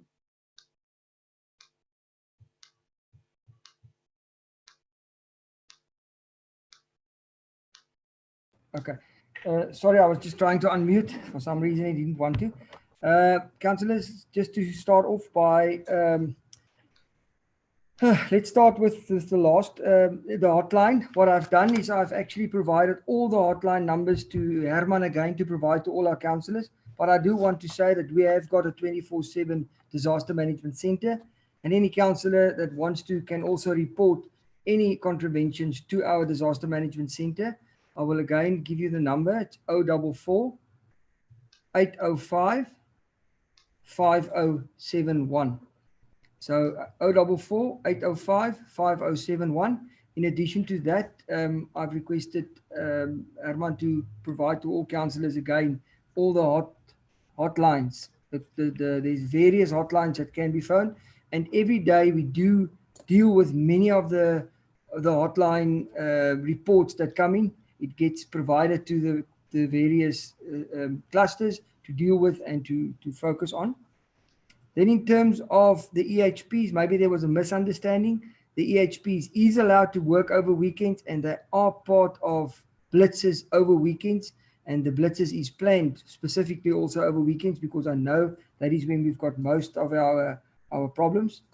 In terms of a third wave, yes, we have also been warned that Our biggest concern might be when the holiday makers leave, and that might even be a third wave in end of June. End of January. That is our problem. Then in terms of businesses and compliance to regulations, I can indicate to you that that is specifically where our law enforcement task teams is focusing, is addressing those businesses that do not comply, and to make sure that we address that by either, as we've done in the George area, closing that business, or if it's necessary to fine them. And we've also requested the National Prosecuting Authority to be part of the process going forward, so that we can make sure that enforcement is done in the correct way. And that is our focus going forward, is to do the law enforcement part in more earnest, so that we make sure that we get to those people that do not comply to the COVID regulations. And going forward, I know that there has been a call for the sale of alcohol, for the limiting the sale of alcohol. That might be part of the regulations that we will see coming our way in next week. Thank you. I'm not sure if I addressed all the questions. Speaker, maybe to add on Gerard, and then Johan is also going to add, with your permission, Speaker. Yes, can we try to make it after him the full stop? Mayor, if you would like to close the matter after everybody has spoken. My diabetes is getting high now. Mine too. But yes, thank you, Mr. Africa. Please proceed. Thank you, Speaker. At the moment, we are seeing an average of about 7 people dying in the district, which the highest is in Oudtshoorn, and at the moment also in Pakkersdorp and Temalethu. If this is going to continue, Speaker, after the holidays, about 2.5 weeks after that, we are basically going to stand at the figure. At the moment, it's about 607 now.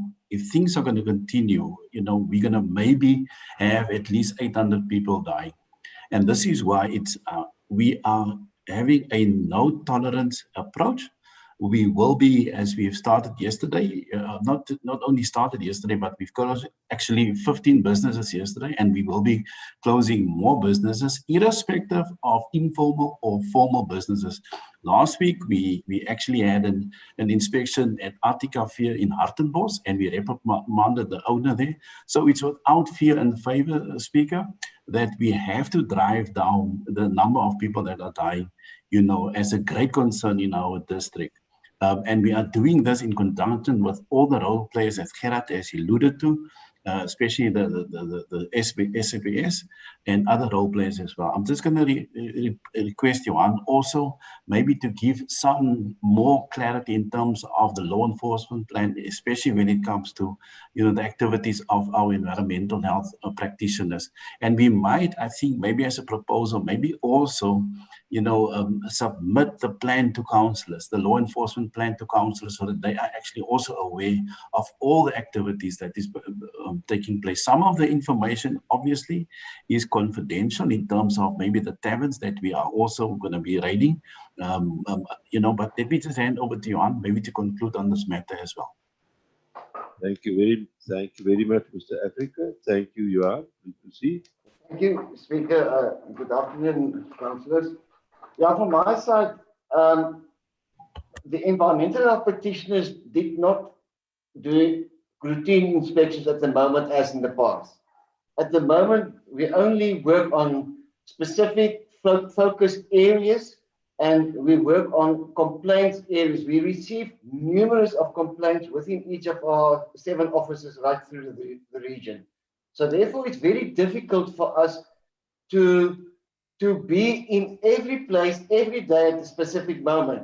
Although there are an EHP responsible for a certain area, it is not possible for us at this period of time to be everywhere all the time.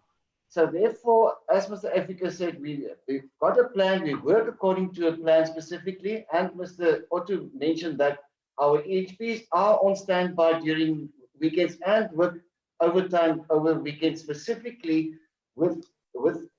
in line or in collaboration with our law enforcement groups like SAPS specifically. And this is for me the crux. If we work as a group together, we will win this, but we can't do it on our own, specific areas on our own. So therefore, we need to work together. And my plea to everyone is, we've got our 7 officers. Let's get those complaints from all the people for us to be sure and to make sure that we enter into those premises where the problems are. And what our enforcement are in connection with, as Mr. Africa just mentioned, we strengthen our enforcement. We say to each other, it's now until here and not further anymore. So we will do our best to look at that. And then the restaurants specifically in our area. Councillor De Vries earlier mentioned specifically the people that work within the restaurants. And that is something that I think about. Earlier on, me myself experienced that yesterday. So we will work in future specifically on the mask wearing by food preparation in the restaurant specifically. Thank you for that.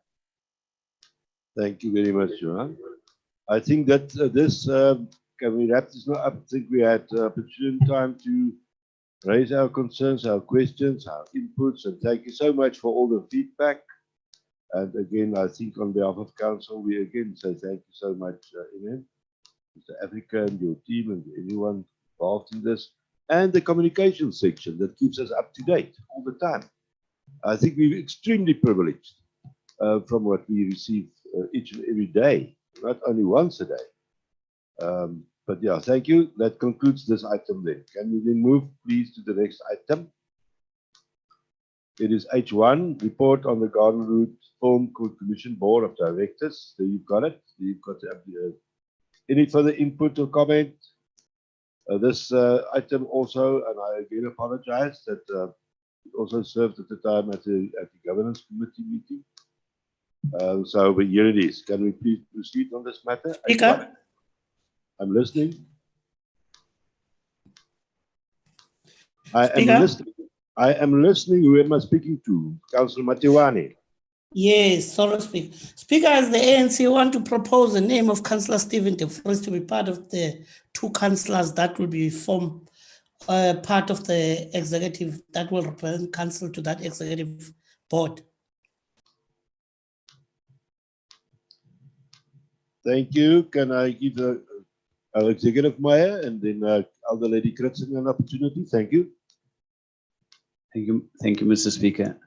Mr. Speaker, with this item, and I've experienced this with all the movies I've been shooting on behalf of the Garden Route.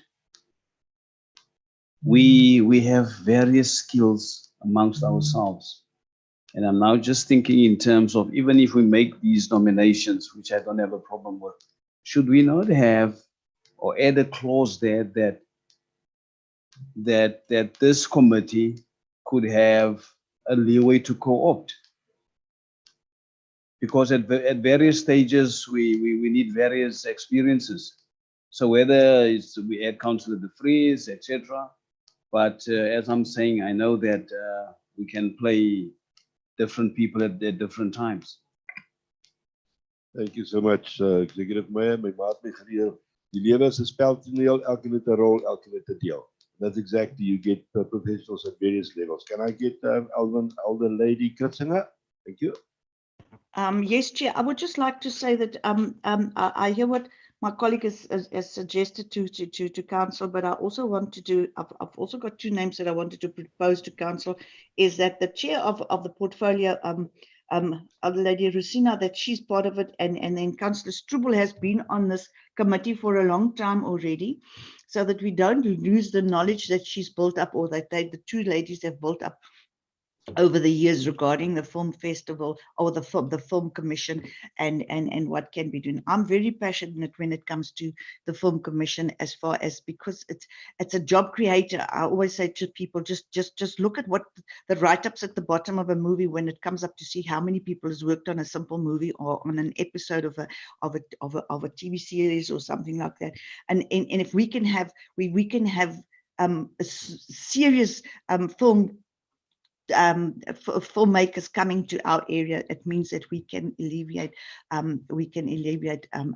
unemployment like you cannot believe it, because we've got hundreds of people sitting that's, you know, skilled people that's got no jobs. So I just want to say, please, can we also seriously look at these two ladies, because they've been there for a long time, and we can't lose the expertise as far as that's concerned. Thank you so much, Chair.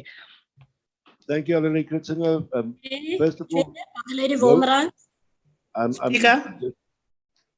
listening. Please listen to me as well. Thank you. First of all, I'm going to give our executive mayor the opportunity. And I don't know if Mr. Menzi, would you like to further? I think you gave your input at various levels. So first of all, executive mayor, please proceed. Thank you, Mr. Speaker. Mr. Speaker, I do not want politics to dictate terms.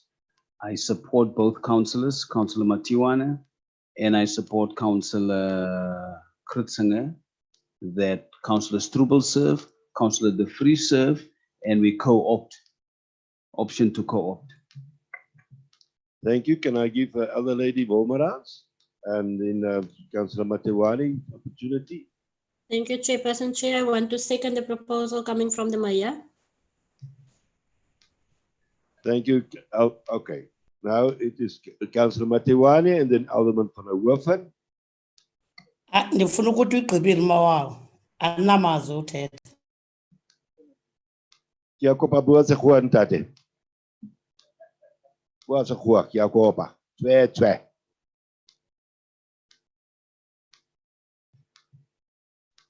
Translation, please.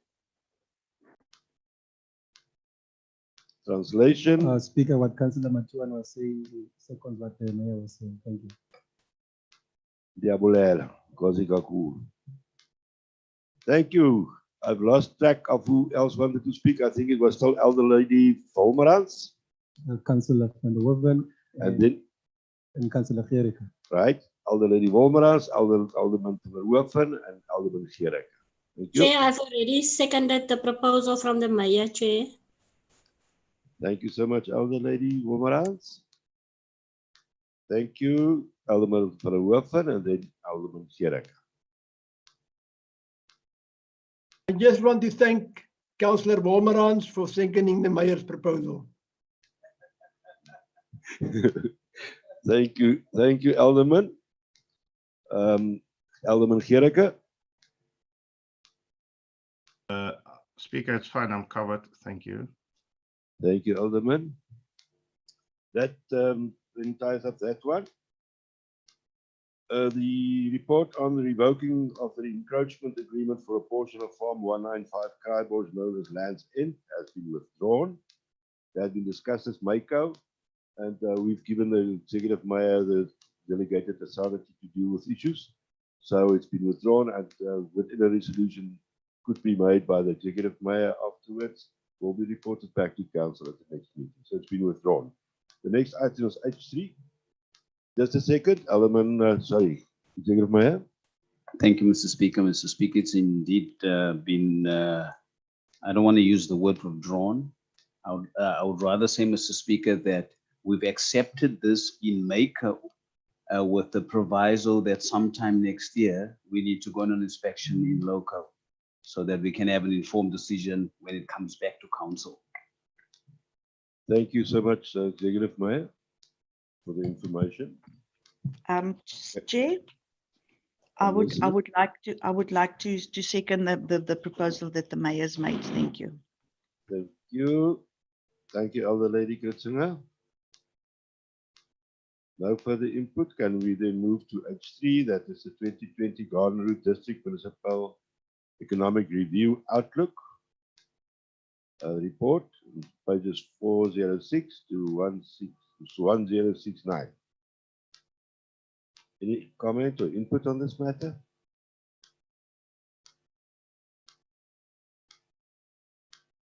If none, can we get a proposal and a seconder then on this matter? Speaker, I'd like to propose. Thank you, Councillor Lisa Strubel. No further comment, input. Can I get a seconder? For noting, Speaker, thank you. Thank you, noted. Thank you, Councillor Scappies. This now then closes the open session. There's only one item to be considered in closed session, and that is the minutes. These are the minutes. If there are no discussion on the correctness of the minutes, except for one, and that is that Elder Lady Wolmerans weren't part of that meeting. If there are no further corrections of these minutes, can I get a proposal of a seconder? Then we don't have to chase away everyone and close everything. We could just consider it, unless you would like to make some corrections.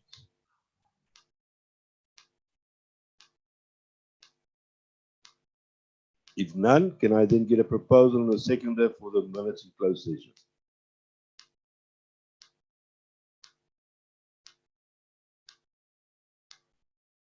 Should I repeat myself? I propose, Speaker. Thank you so much, Councillor Albi. Seconder? Second Speaker. Thank you so much. Then we are now at the end of our meeting, and I again would like to thank everyone for the spirit in which we could have conducted our meeting. Alderman Executive Mayor. Thank you, Mr. Speaker. Mr. Speaker, before you close the meeting, I know it was an item right in the beginning, but it's now coming through right at the end. I declare my gift which I received from you. Now enjoy your lucky packet, and don't enjoy it. And I declare that I haven't received anything yet. It's on its way. Speaker, we didn't receive anything as I will. It's on its way. It's coming virtually. Don't you worry. It's on its way. We only received the diaries this morning, and I only brought your yellow cookies also this morning. So we made up the pockets today, the lucky packet. So you will be receiving it. But thank you, Speaker. Thank you so much. Thank you in advance. And everything of the very best for the new year. Enjoy the rest of your day, and thank you so much. Happy New Year. Happy New Year. Merry Christmas. Happy holidays. Merry Christmas and a wonderful New Year to everybody. Bye. Bye-bye. I can't wait to receive my cookies. You must sanitize and wash your hands. Wear your mask after you've taken a Doppler.